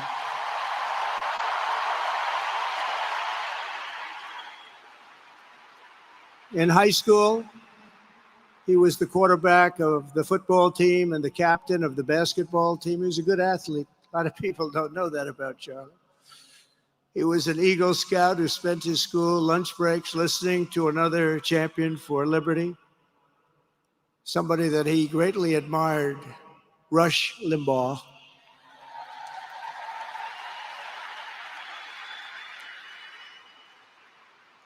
But what was even more important to Charlie than politics and service was the choice he made in the 5th grade, which he called the most important decision of his life, to become a Christian and a follower of his Savior, Jesus Christ.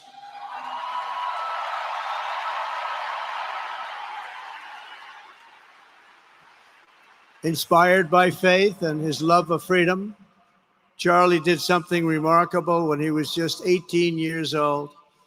On the advice of a mentor who told him to put off going to college because he was doing so well, He devoted his life to converting young people to the conservative cause. How did he do? Take a look. How did he do?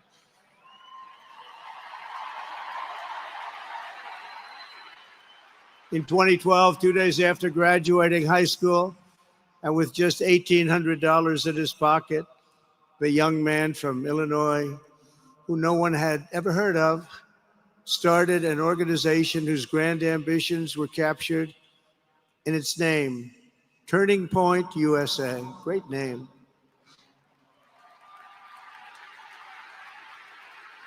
And I have a feeling it's going to be bigger and better than ever before. Does that make sense? It's going to be bigger and better than ever before. Look at what's happening.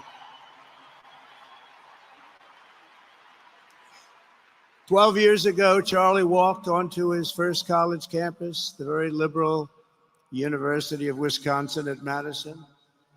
He set up a card table and put up a sign with 3 words: "Big government sucks." Could you believe that? That's Charlie. That day, Charlie talked to every student who approached him, most of whom were probably quite a bit older than he was. Finally, after many hours, he found the first ever Turning Point chapter leader. His first year out of high school, Charlie traveled 300 days raising money and taking his message to campuses all over the country. He lived out of his parents' basement, and they actually loved having him there. They loved Charlie. Everybody loved Charlie. And on the couches of friends and supporters, he lived off couches for 2 years, 3 years. Then life started getting a little bit different, but he was always the same. For 5 years, he refused to take a paycheck, but day after day, he worked from 5 a.m. in the morning till 11 p.m. in the evening, always. His staff remembers that he wore Walmart jeans and T-shirts from the Goodwill store. Remember the Goodwill store? It wasn't easy, but Charlie wasn't in it for money at all, never has been. Money was never his thing. He was always in it for the mission. As he liked to say, even back then, we have a country to save. Just what he did. He'd call me all the time, "Sir, we have a country to save." I said, "Charlie, thanks very much for telling me that. I appreciate it." Charlie volunteered for my 2016 campaign and traveled the nation with my son, Don, and Eric. I got to know him very well and saw immediately that Charlie was actually a master builder of people. It was Charlie who first started organizing young Black conservatives hungry for support and leadership. It was Charlie who stood up for persecuted Christians and Jews on college campuses. It was Charlie who helped bring online censorship, free speech, and cancel culture to the fore of our political debate. He was right up there with me. It was Charlie who helped unite MAGA. And you know what MAHA is? That's right, Make America Healthy Again. And tomorrow we're going to have one of the biggest announcements, really medically, I think, in the history of our country. We're going to be doing it with Bobby and Oz and all of the professionals. I think you're going to find it to be amazing. I think we found an answer to autism. How about that? Autism. Tomorrow, we're going to be talking in the Oval Office in the White House about autism, how it happens, so we won't let it happen anymore, and how to get at least somewhat better when you have it, so that parents can help their child, their beautiful child. That's a big one. I've been bugging everybody over there, get the answer to that. You know, 20 years ago, 1 in 10,000 were born with autism. 20 years ago. The most recent survey says 1 in 12. How bad is that? That's for young boys, baby boys, but also girls a little bit better. It's about 1 in 20. But we can't, because obviously there was something really wrong, and we think we know what that is. It's going to be, I think it's going to be one of the most important news conferences I'll ever have, and I look so forward to it.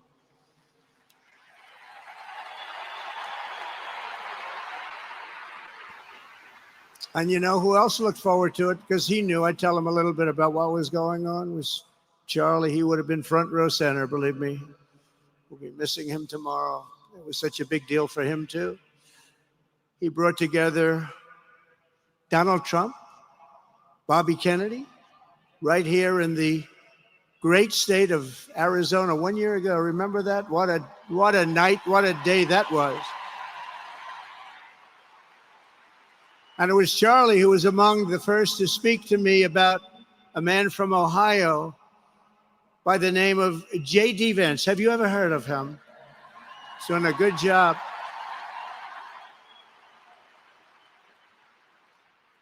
But Charlie would often call me, sometimes the night before a big event, the other side of the country. And it'd ask me, it'd say, do you think you could come and speak at the event? The following day, right? I'd say, Charlie, I'm the president of the United States. You want me to travel 4 hours by plane? And you know, sometimes I did it. He was a very good guy. He was a very convincing guy. He didn't stop, but he would ask for things like that. Sir, could you be tomorrow in California? I said, Charlie, give me a break, please. He just wouldn't stop. And he succeeded. But I almost always went because you never wanted to let Charlie down. He worked so hard. You just didn't want to let him down. I felt guilty. He'd make me feel very guilty. As president, many people asked me for things, but Charlie was one of the few who always gave more than he took. He was a giver, much more than a taker.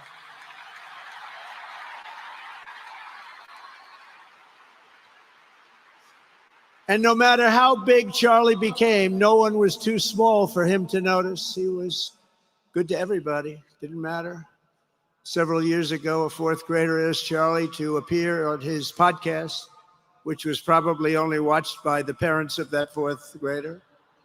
And Charlie, who was actually pretty hot at the time, to be honest, he agreed, and the boy asked for advice. Charlie replied, the left. I call it the radical left. I call it sometimes the radical left lunatics.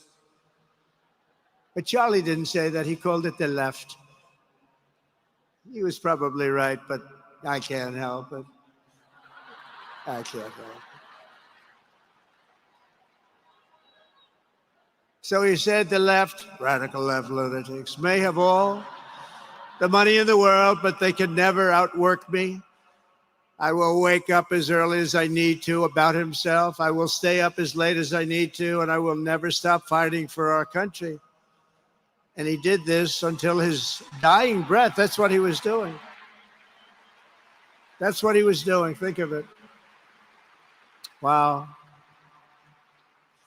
What a horrible moment. I was in the Oval Office when I heard they came in, and it was like a surreal experience, a terrible, terrible. I had some very big people in the Oval Office, and I was in the midst of a very important conversation for our country, big people, the biggest. And I said, you have to leave now. When they told me that, they told me in front of a group of very powerful people. I said, you have to leave now, right now, please. Right now, you have to leave, go. By his own determination and skill, Charlie Kirk built Turning Point from his humble beginnings, the beginnings that nobody believed could ever end up something like this, into a great movement and a juggernaut of American politics. And, you know, we have a massive stadium loaded up with people, but he got tremendous crowds before he had this kind of horrible news and before we had to hear what happened so terribly. He delivered more than 250 speeches a year at over 200 colleges and universities. And that was at a time when it was not really vogue to go to colleges and universities if you were a conservative. It really took great courage. And we used to talk, and I said, I think they're much more conservative than we know. And he agreed, but it just wasn't something that was happening because the radical left would do very bad things, very dangerous things. But Charlie set up chapters on 2,200 campuses and spoke at more than 1,000 churches. He launched a podcast and radio show that grew to an audience of 1 million Americans a day, one of the bigger shows on radio. And Charlie didn't just bring young people into the movement. All of a sudden, it started to grow by leaps and bounds. By 2024, we won more young people than any Republican candidate in the history of our country, including, for the first time, a majority of males under 30. Can you believe it? Remember when Republican presidential candidates would get 4%? No, we did unbelievably with young people. And he was a big, big factor. Unbelievable. But he made me work for it. Sir, you have to make a speech here. You have to make a speech there. But we did it, and we won, and our country is doing unbelievably well now.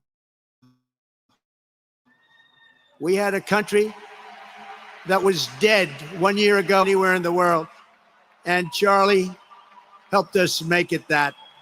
One of the great people. But through it all, the core of Charlie's message and his basic method never changed. It never really changed. He stayed the same person also. At every campus event, Charlie asked the people who disagreed with him to come forward, and instead of silencing them, he handed them a microphone and let them speak. And he'd convinced so many of them. It was a pretty amazing thing to watch, actually. Shortly before Charlie arrived on campus, the day he was assassinated, a staff member texted him that there were many critics and students who were opposed to his views and rather strenuously in the crowd. And that actually made him feel good because he wanted to convince them. He understood. He really did. He understood what was right. And he was right about that. A lot of it was based on common sense, by the way.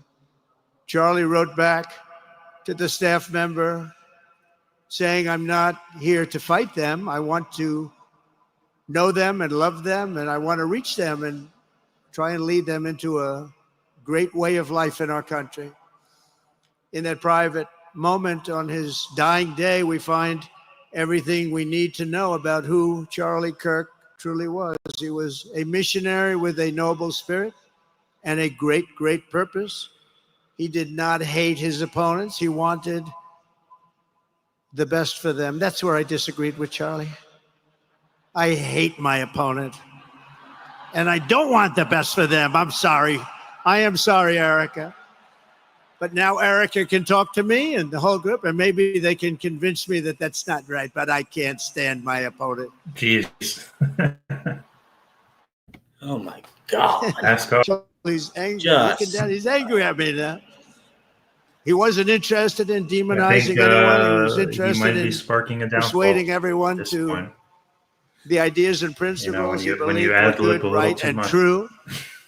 Before each appearance, he prayed these words: God, use me for your will. Always said the same thing. Use me for your will.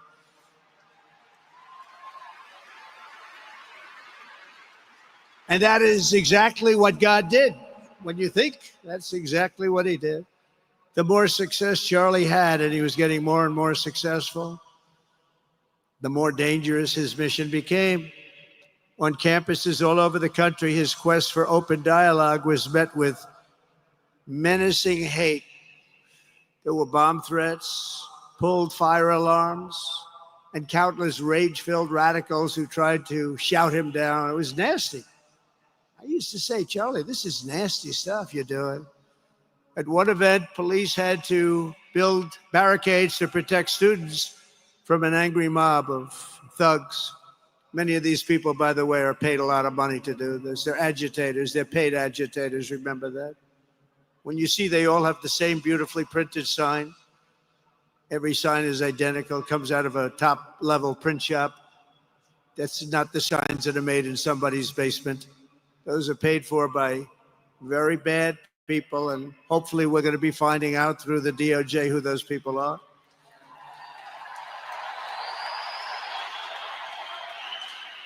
At another college, Antifa terrorists shattered windows, threw rocks, and tried to storm the building where Charlie was speaking. It was a really bad one. Often dozens of police officers were needed to prevent left-wing violence. And the violence comes largely from the left. You don't hear that from too many people, do you? And virtually every day for years before he was murdered, Charlie received these horrible death threats. People don't know. I used to talk to him about it. He said, I got some threats. He always felt that when they actually made the threat, they were not the ones to worry about. The ones to worry about were the ones that don't make the threats. I think you know what I mean. He knew the risk, but he and I shared a certain motto: never back down and never, ever surrender. Just don't surrender, never back down. He believed in it so strongly. So strongly. And he's right. He's totally right. The radicals and their allies in the media, sometimes referred to, as my son said, the fake news media, tried to silence Charlie for a simple reason: because he was winning, and he was winning big. He was taking over college campuses, colleges that had, in theory, only very liberal, or as they like to say, progressive. I call them liberal, but they like to call themselves, because such a beautiful word, progressive. They're the opposite of progressive, if you think about it. But they were really nasty, and he would go into these colleges. All of a sudden, within 2 years, 3 years, they turned into bastions of conservatism. It was really quite amazing to see. They lied about him because they did not want you to listen to him or to learn from him, because what he was talking about and even preaching made so much sense. Everywhere he went, he won the debates, he won the hearts, he won the minds, and yes, he won the elections for people. He helped us, he helped other people. We won the biggest election in the history of our country, I believe.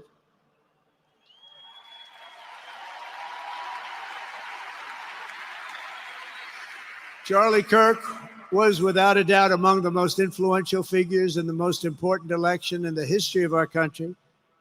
The election of, that beautiful day, November 5th, 2024. Do you remember that day? It was 9 months ago.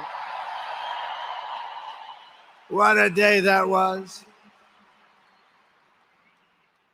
I mean, we had a pretty good day in the first one. And I must tell you, on the second one, we had a phenomenal day. But a lot of bad things happened. And now that's not even questioned. They cheated like dogs, but we got them back, didn't we, huh? Got them back. But we owe Charlie a profound and eternal debt of gratitude now. Just like Charlie and Erica made Turning Point hot, we are looking at a country that has the chance to attain a level like never before. Tariffs are making us rich again, richer than anybody ever thought was possible.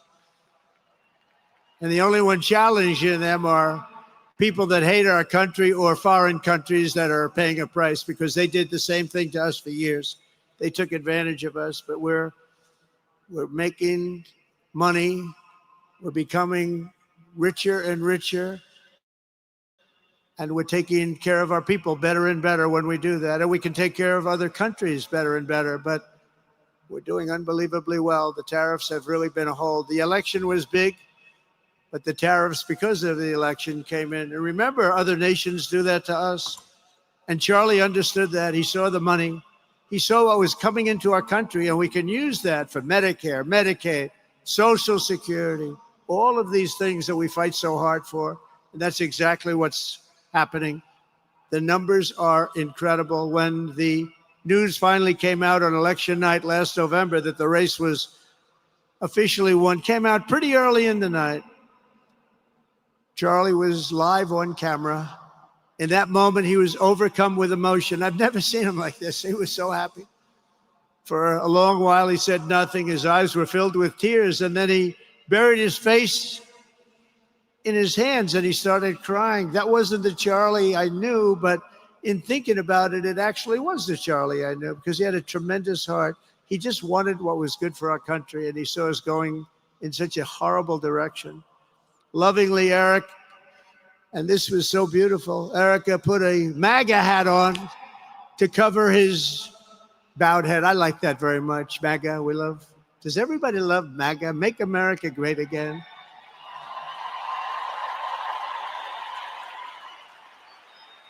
When Joe Biden used to get up, remember the speeches? We will stop MAGA. We will stop MAGA. You know, he could barely get the words out. We will stop. I said, can somebody inform him the MAGA means make America great again? How do you say you're going to stop it? And Charlie understood that. When Charlie finally looked up and spoke, he smiled through the watery eyes and simply said, I am humbled by God's grace. That was his statement that night. I was watching him. I was very impressed, actually. It showed he had a big heart. Every single American should take a long, hard look at the twisted soul and dark spirit of anyone who would want to kill a young man as good as Charlie. To kill anybody, but to kill a man like this, he didn't deserve this. He didn't deserve this. Our country didn't deserve this. And anyone who would make excuses for it are just out of their mind. Charlie's murder was not just an attack on one man or one movement. It was an attack on our entire nation. That was a horrible attack on the United States of America. It was an assault on our most sacred liberties and God-given rights. The gun was pointed at him, but the bullet was aimed at all of us. That bullet was aimed at every one of us. Indeed, Charlie was killed for expressing the very ideas that virtually everyone in this arena and most other places throughout our country deeply believed in. But the assassin failed in his quest because Charlie's message has not been silenced. It now is bigger and better and stronger than ever before, and it's not even close. And it's rare that such a thing happens, but Charlie is bigger today than he was. Think about it. Just 2 weeks ago, he's bigger today than he was 2 weeks ago. Now, that may not help his friends and loved ones, of which there are so many. It may not help Erica and those beautiful children who have to suffer so horribly through this moment, but they know it's true. He's bigger now than ever before, and he's eternal. Why is he saying this? He's eternal. Yeah, it's a slightly, I just want slightly to bizarre say we love him, and speech. he's looking down at us right now, and he's saying, wow, that's a great crowd. He's saying, that's a great crowd.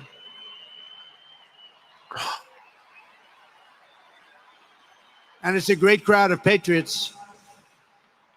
But Dear that's why God, I will soon award Charlie the nation's highest civilian honor, the Presidential Medal of Freedom. It's the highest civilian honor.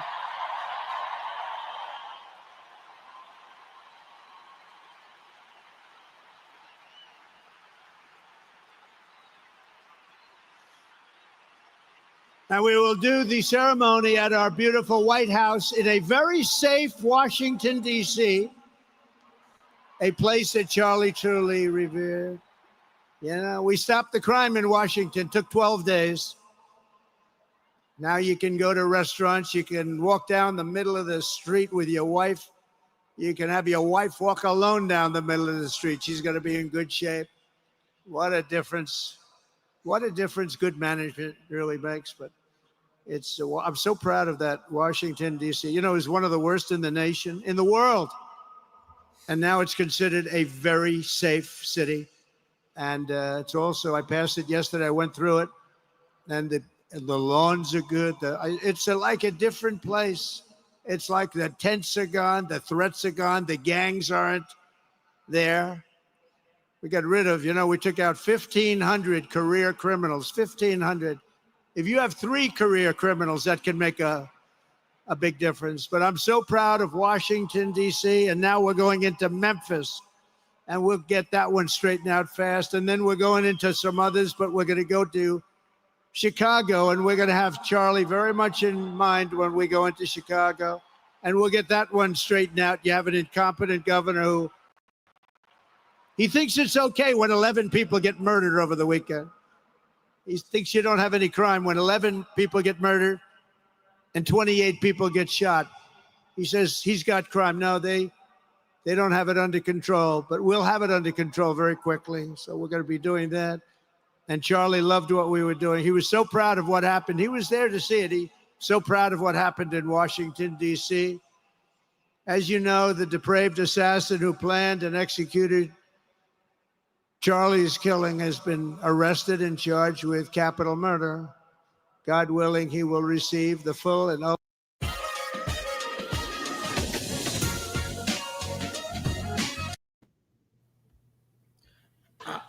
want to see this through. I want to see this through, but part of me really, I'll save my thoughts for later. Yeah. Just, wow, it's crazy. And perpetrate political violence, and we think we know who many of them are. But law enforcement can only be the beginning of our response to Charlie's murder. Over the last 11 days, we have heard stories of commentators, influencers, and others in our society who greeted his assassination with sick approval, excuses, or even jubilation. You've heard that. So have I. Couldn't believe it. Some of the very same people who spent the last 8 years trying to sit in moral judgment of anyone who disagreed with them about politics suddenly started cheering for a murder. Incredible. You know the names. They're major losers, by the way. That will be proven out in a short period of time. Some of the very people who call you a hater for using the wrong pronoun were filled with glee at the killing of a father with 2 beautiful young children. And the same commentators who this week are screaming fascism over a canceled late-night TV show where the anchor had no talent and no ratings. Last week were implying that Charlie Kirk deserved what happened to him. No side in American politics has a monopoly on disturbed or misguided people. But there's one part of our political community which believes they have a monopoly on truth, goodness, and virtue, and concludes they have also a monopoly on power, thought, and speech. Well, that's not happening anymore. We've turned that corner very quickly. Tragically, atrocities of this kind, and kind that we saw in Utah, of all places, are the eventual consequence of that kind of thinking. If speech is violence, then some are bound to conclude that violence is justified to stop speech. And we're not going to let that be justified. The tradition of reason and open debate that Charlie practiced is not a pillar of our democracy. In many ways, it's the basis of our entire society. It's the right and inheritance of every free American, the greatest legacy of the Enlightenment, and among the most treasured achievements of civilization. We will defend it at all costs, and we will carry forward the torch of liberty that Charlie Kirk held so proud and so high. He was so proud, and he did hold that torch high. We will never, ever let it fail. We will never let it fail. But we're going to raise it higher than ever before. It's going to be raised, and this is the beginning. Perhaps it should be no surprise that Charlie, who spent his life speaking with the critics of these traditions, ultimately became convinced that we needed not just a political realignment, but also a spiritual reawakening. We did. And we have to bring back religion to America, because without borders, law and order, and religion, you really don't have a country anymore. We want religion brought back to America. We want to bring God back into our beautiful USA like never before. We want God back.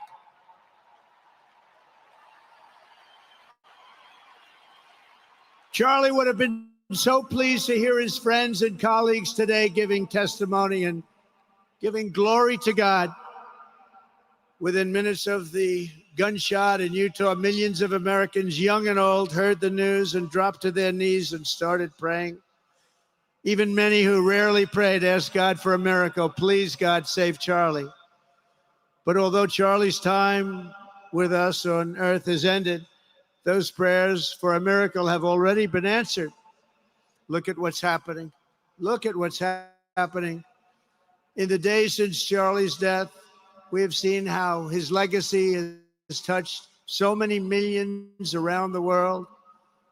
In Calgary, Canada, thousands gathered at City Hall to sing the American national anthem and raise up posters with the name Charlie Kirk. In Seoul, South Korea, crowds gathered to wave American flags and shout, "We are for Charlie Kirk." His memory has been honored in the streets of Berlin, Warsaw, Vienna, Sydney, Madrid, London, Tel Aviv, and all over the world. So beautiful to watch.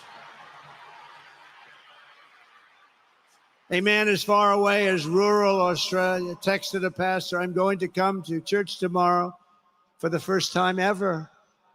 The pastor asked, "Why is that?" The man replied, "Because of Charlie Kirk." Can you imagine? The lesson of Charlie's life is that you should never underestimate what one person can do with a good heart, a righteous cause, a cheerful spirit, and the will to fight, fight, fight. Have to fight. We're saving our country. And Charlie's a big factor, such a big factor. Charlie Kirk started with only an idea to change minds on college campuses, and instead he ended up with a far greater achievement, changing history. He changed history. Today, Charlie Kirk rests in glory in heaven for all eternity. He has gone from speaking on campuses in Wisconsin to kneeling at the throne of God, where he is right now.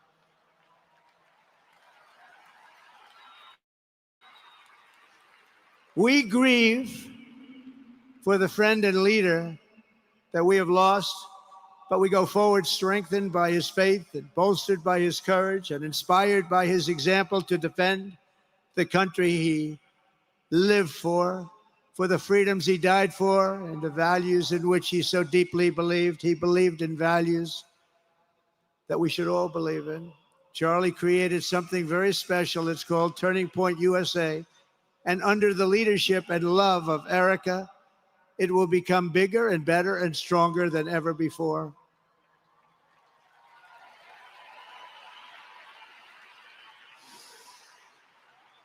So, Charlie, we all want to thank you. We want to say a very loud God bless you, Charlie. God bless you for what you've done is incredible. And God bless Erica and the children. God bless the United States of America. And could I ask Erica, please come out. Erica, please come out. Thank you.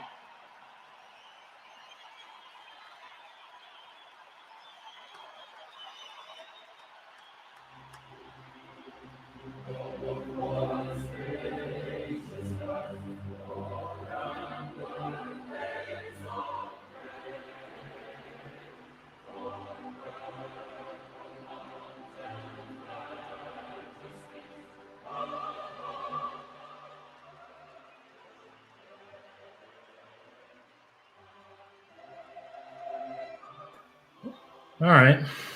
Well, a little too much campaigning, I think, is the consensus. A little? A little? I'm being diplomatic, I suppose. I understand. This is one of the worst speeches he's made. Yeah. Well, no. Wait a minute. If he had stuck to what was on the teleprompter and gone straight through that, I could make an argument it would have been one of the best speeches he's ever given. That's the problem. He starts ad-libbing. Yeah, and this is not the place to do it. This is not the place or the time. I love Donald Trump, generally speaking, but when this kind of thing happens, he goes off the rails. And when he goes off the rails, it's a derailment like you ain't never seen. And I'm sorry, this is not good. I'm sorry. It's not. It's not a good speech. I agree with you, Christian. But the thing is, they gave him a great speech. He decided that he was smarter than the speechwriter.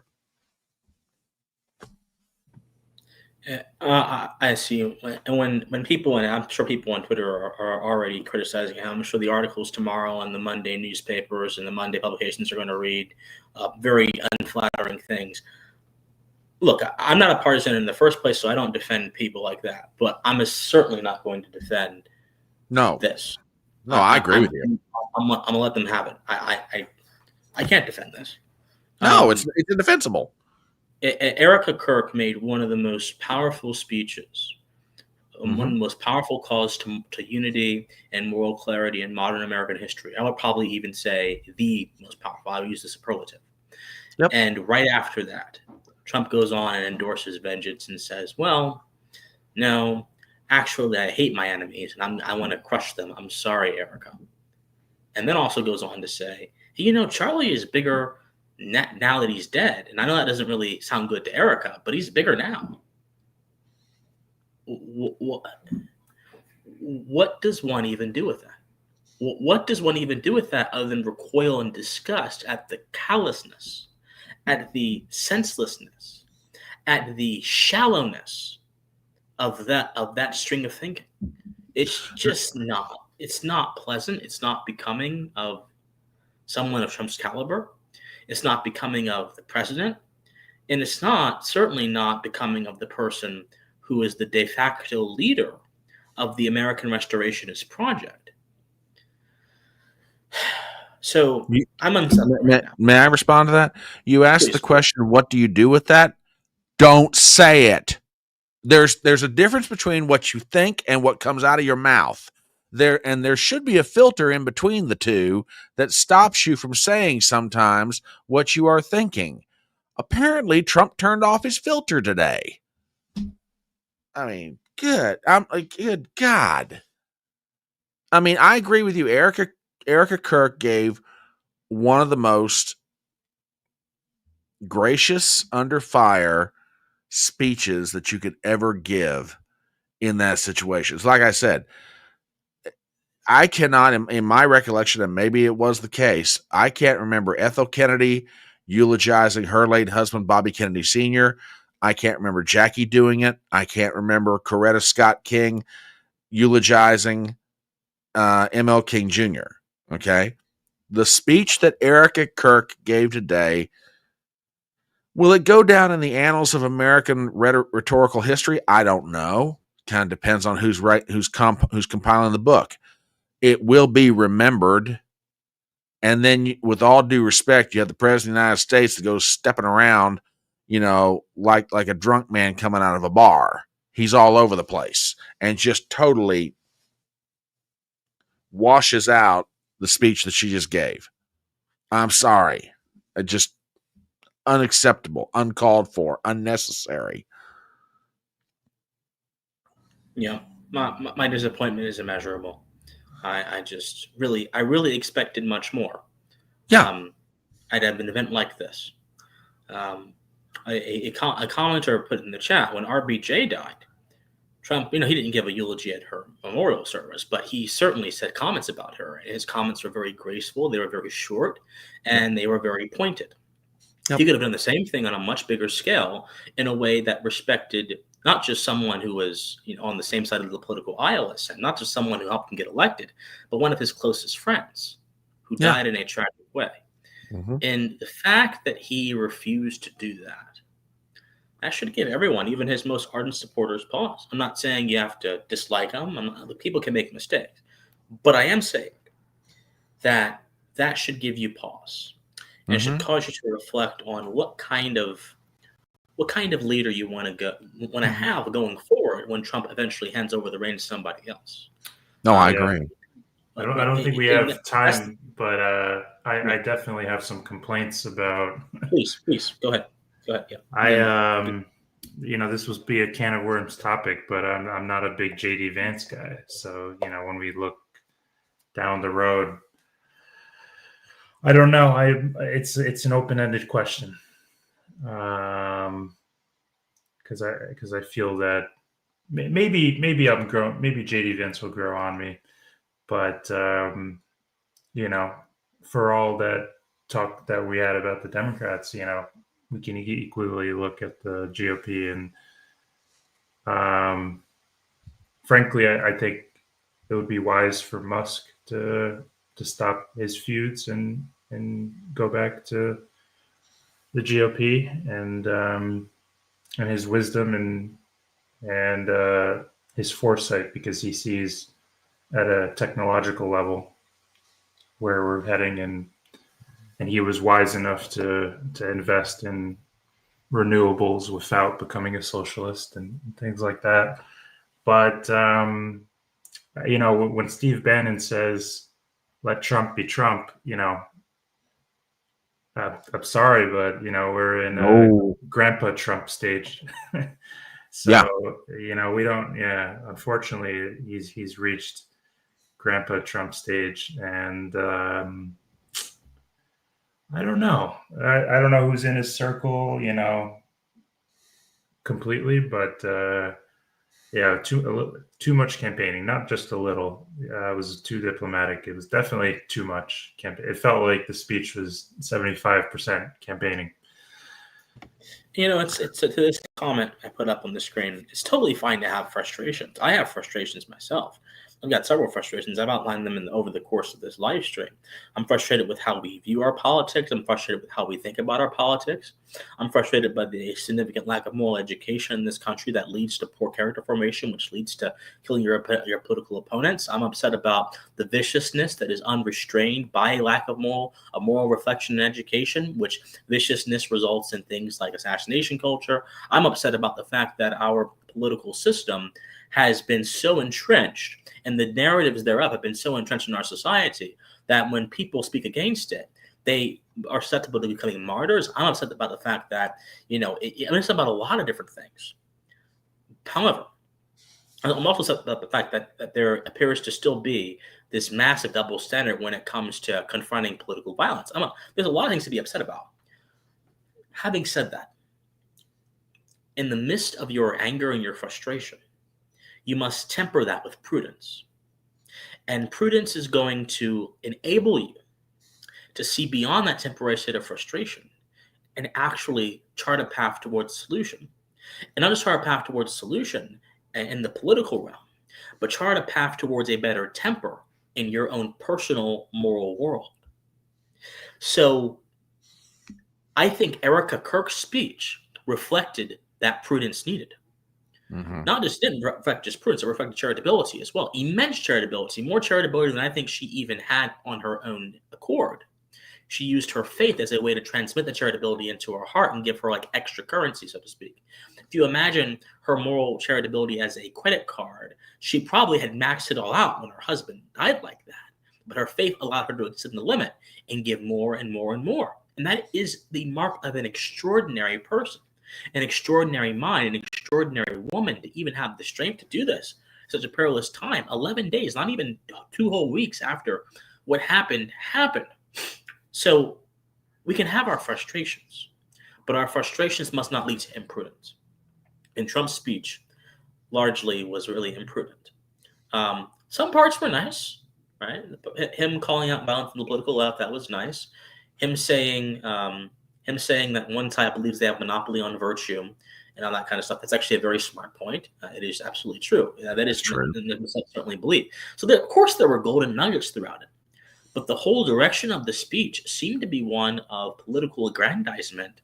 And it also seemed to be one that was based really much in a shallow appraisal of Charlie Kirk's legacy, more than it was based in a attitude that respects the gravity of the moment, and also most importantly respects the speech Erica gave, then also most importantly respects Charlie Kirk.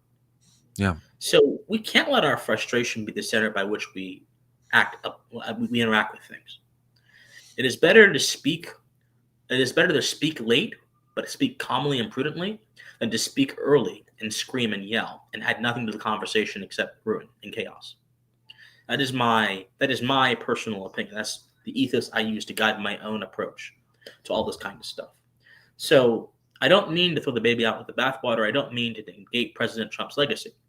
But I certainly mean to say, if we want to have a restorationist moment in this country, if we want to have a moment in this country where we can create a culture that suffocates before they even bloom, the seeds of anti-Americanism and the seeds of anti-Enlightenment philosophies and the seeds of assassination culture and the seeds of political violence, if you want a culture that is so morally strong that it can do that before those things even pop up, and also get rid of them as they exist today, then you need to have a culture that is willing to wrestle with itself, that is willing to wrestle with its darker side, and is also willing to resist the urge to factionalize. That means to divide everybody into camps that are tribes that are opposing, and also resist the urge to anger, resist the urge to viciousness, which factionalization provides a vehicle towards. Antagonism is preceded by viciousness, because if I'm going to fight you, I need to have a certain kind of attitude towards you that views you in a manner that makes it easier to commit violence against you. So we really have to watch this.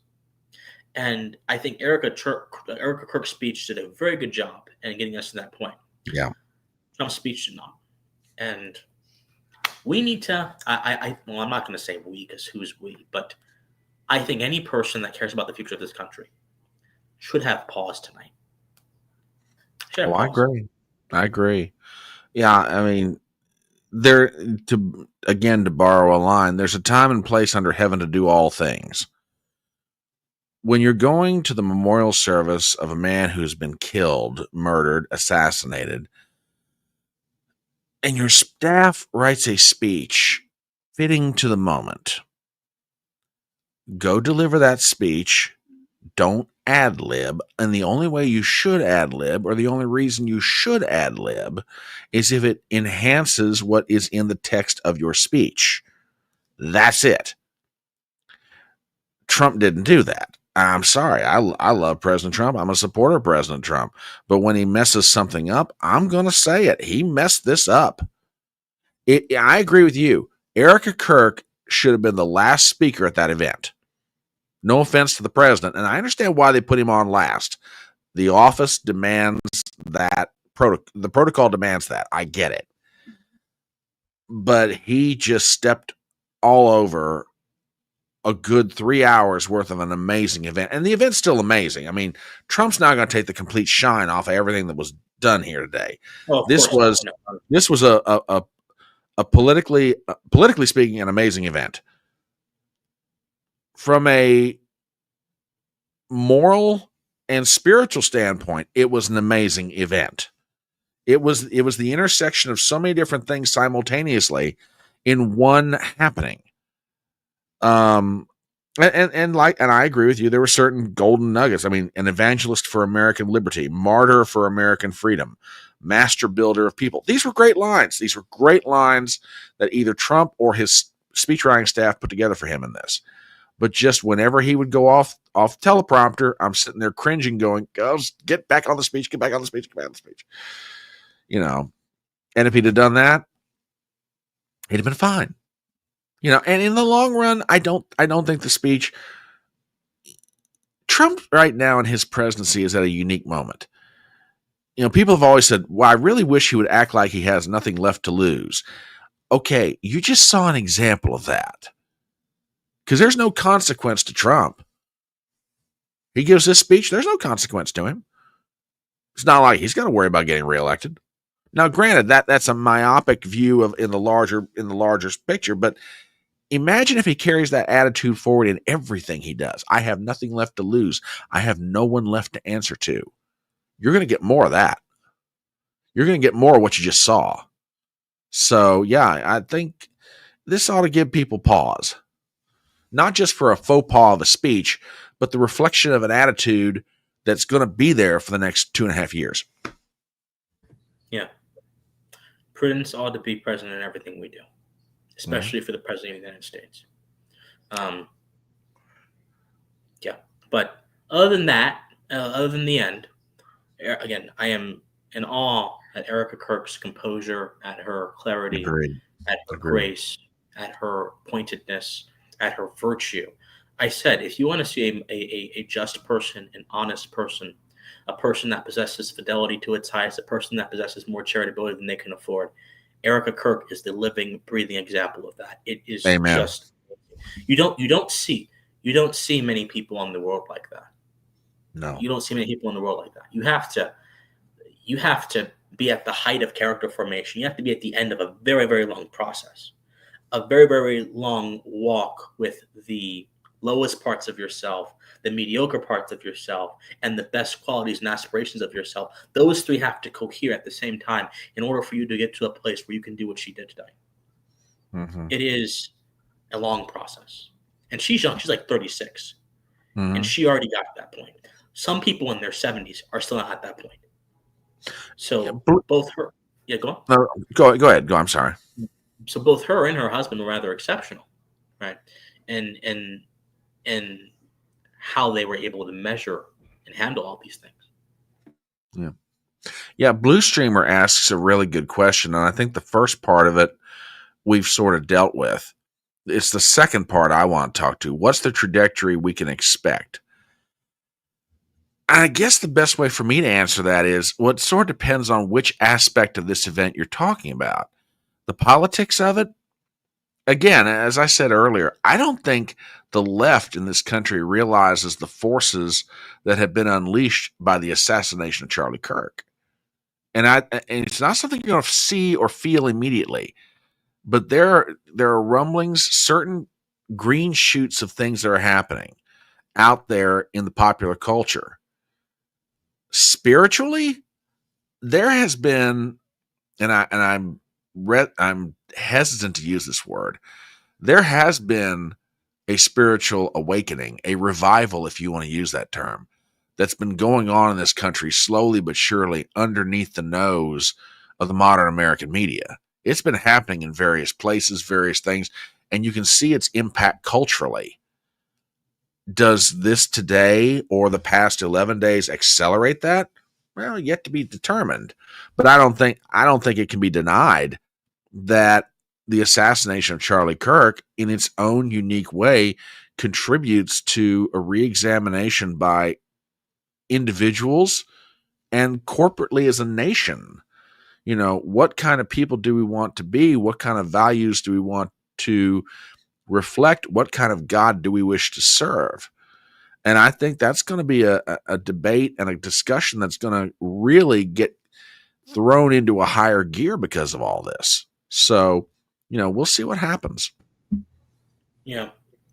I think particularly in the political discourse, the implications of this night are going to be profound in the media. Oh, yeah. Forget the ultimate political impact. The political discourse, which is where the political impact is preceded, it's going to be profound and immediate because there has been a bloodlust on the right since Kirk's death, his murder. I agree. That has a lot of people quoting German theorists like Carl Schmitt, has a lot of people leaning into some of the darker aspects of the West intellectual history, attempting to reorganize all of politics to be a conflict between friend and enemy, attempting to reorganize all of politics to be a vehicle for viciousness against other kinds of viciousness, attempting to reorganize all of politics to be a conversation about merely fighting rather than a conversation about how we can use our fellowship to preserve and enhance civil society. So Erica Kirk's speech is cut from a different cloth than the current temperaments that have been bubbling throughout the right, even those shared by a lot of the influencers that many people so love to admire and follow. She is very simply saying, no, we have to resist our viciousness. We have to resist the urge to be antagonists. We must instead find fellowship, find commonality, forgive those who wrong us, and work to ensure that our country survives this. That's going to make a lot of the influencers who've been running around trying to say it's time to crush the left, it's time to do this, and their audiences are going to turn against them now. At least I believe they will. Or they're going to be much more hesitant to endorse that. Because now the widow of the person shot, if they can get to a point in their character formation where they are forgiving, then why can't you? Why can't you, the person who is not attached to the person who was killed, but is simply commenting about it, why can't you do the same thing? That's going to be the first thing. The second thing, I really believe that this is going to be the point where a lot of people who are grieving, a lot of people who have grieved, are going to be able to finally add some structure to their sorrowful passions. As I mentioned before, the passions are raw expressions. They are raw sensations and feelings that we all have as human beings. The only way the passions become conducive to our health as a civilization is when they are placed under a structure. And that structure has a certain kind of moral order. That moral order is based in the certainty of first principles. So, essentially, what we're going to have here is we have a structure now. We've seen a lot of the people who are connected with Charlie Kirk actually talk about this. We've seen his own widow talk about this. We've seen how they deal with this. There's a structure now. There's a scaffolding at least. And now it's our job to fill in the blanks and allow this scaffolding and this structure to guide our sentiments towards a positive end. Because emotions are not the enemy of human progress. Emotions can actually be the gel, the sort of lubricant of human progress by greasing the wheels of our character formation, by greasing the wheels of our behavior towards positive ends. Yep. So this is going to require us to look beyond this simply as a moment of sorrow and a moment of remembrance to making this event a moment of reflection and then formation. It's fine to remember Charlie Kirk. That's great. It's fine to have sorrow, but you must also have reflection, because the sorrow without the reflection is going to be an unformed passion that goes no further than the moment it was experienced, and it'll go away. This is the tyranny of the moment that we all live in. But sorrow combined with reflection is going to have that passion extend throughout your thinking and then build something bigger than the moment. We as men, we are always in pursuit of the eternal, whether we know it or not, whether we have different terms for it or not. And the moment we stop looking at that which is beyond us, that which is universal, that which is provably and demonstrably right and good and just and truthful, is the moment we begin to stagnate as people. And that's the moment our actions, the quality of our behavior also begins to stagnate as well. That's the moment our society begins to stagnate. Yeah. So we should use these feelings to build, to expand, to cultivate a healthy civilization. Those are the two immediate things that can happen from this, just this event alone. Now imagine what's going to happen when people across the country, young people across the country and across the West, decide to actually build up these turning point chapters. They decide to actually continue to organize, continue to do all that. This is going to be this moment, that reflection plus formation multiplied 10,000 times across. Agreed. They have the language to know how to pair reflection with formation. I think. Hold on. So that is the most important thing, I think. So I know it was very long-winded, but that's just where I am right now in terms of this event. This is a moment for more reflection, a moment for philosophy, a moment for us to really delve deep into this stuff, and a moment for us to really chart a pathway forward using our positive attributes as people while letting none of the negative control us. Okay. Nikoji, you wanted to jump in on this? So I'm monitoring the news, and I kind of forgot. I'm from New Jersey, actually, and there's a debate going on right now. I don't know how much energy you guys have, but if you wanted to see some of the debate for the yes, so I governor should of ask Jersey. Brian. I want to respect your time again. I appreciate you being here. How much time do you have left with us? If it's all right, fellas, I can give you another half an hour. If that's all right. Yeah, I don't think I would be going much longer either. Yeah, no, we can wrap this up pretty quickly. Because I think that we've really done a lot of good work today. I think we've given a lot of people a lot of things to think about. So, Nikoji, if you want to say some final closing things, you can. But I kind of want to get to the point where we wrap this up a little bit. I think it was very telling of Erica's character to forgive, because equally one could also say from a religious perspective that, eye for an eye. But I think it was very telling. I think that was the biggest takeaway of the entire memorial, frankly. Or one of the biggest takeaway. I'm not sure if it was the biggest. But, frankly, forgiveness is truly powerful. And I think that she understood, like she was saying in her speech, that Charlie wanted to reach the people like his killer. So Yeah. it's very telling of his mission. And I think his mission was, it became beyond politics. I think the left is grappling with this spiritual awakening, but the intent is definitely not Christian nationalism.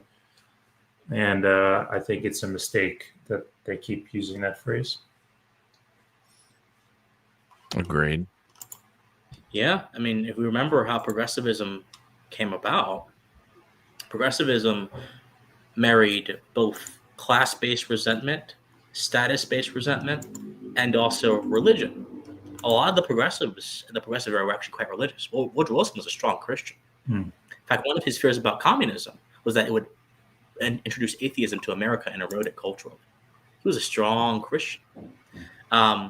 And the social gospel movement is actually, many scholars will actually argue, was the predecessor to the progressive era movement. Some will even go as far back to the 1820s, before the social gospel was even formally formed, and they'll look at the religious trends happening back then and how they developed into more progressive sentiments. So the left has had its own version of a spiritual awakening, and that created an entire era where politics, society, and civilization was dominated by their thinking. If we do the same thing here on the right, I think that not only will our era, and this is very possible in the 21st century, not only will our era be more long-lasting, since it more readily coheres with the character of our country, it'll be much more sustainable and much more powerful. Yeah, I agree. Yeah, it's like I said, the things that are the shockwaves coming out of what happened on September 10th, 2025, are going to affect the cultural, the political, the spiritual for years to come.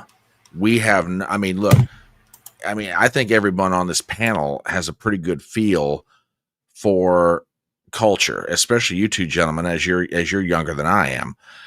But I don't think any of the three of us yet have any full understanding of what the impact of this is going to be or how long it's going to go. And from my perspective, this has the potential to be generational. What's happened in the past 10 or 11 days, just absolutely generational, in so many different areas of the American life. So we'll see what happens. Nikoji, would you like to close us out with anything? Yeah, well, namely, stay pensive. Thank you so much, my friends. Brian, thank you so much for being here. Everyone, have a good night. Join the Discord server. I linked it in the comment section down below. Everyone, have a good night. Stay pensive. Of course, remain thoughtful. Take care, y'all. Bye, guys.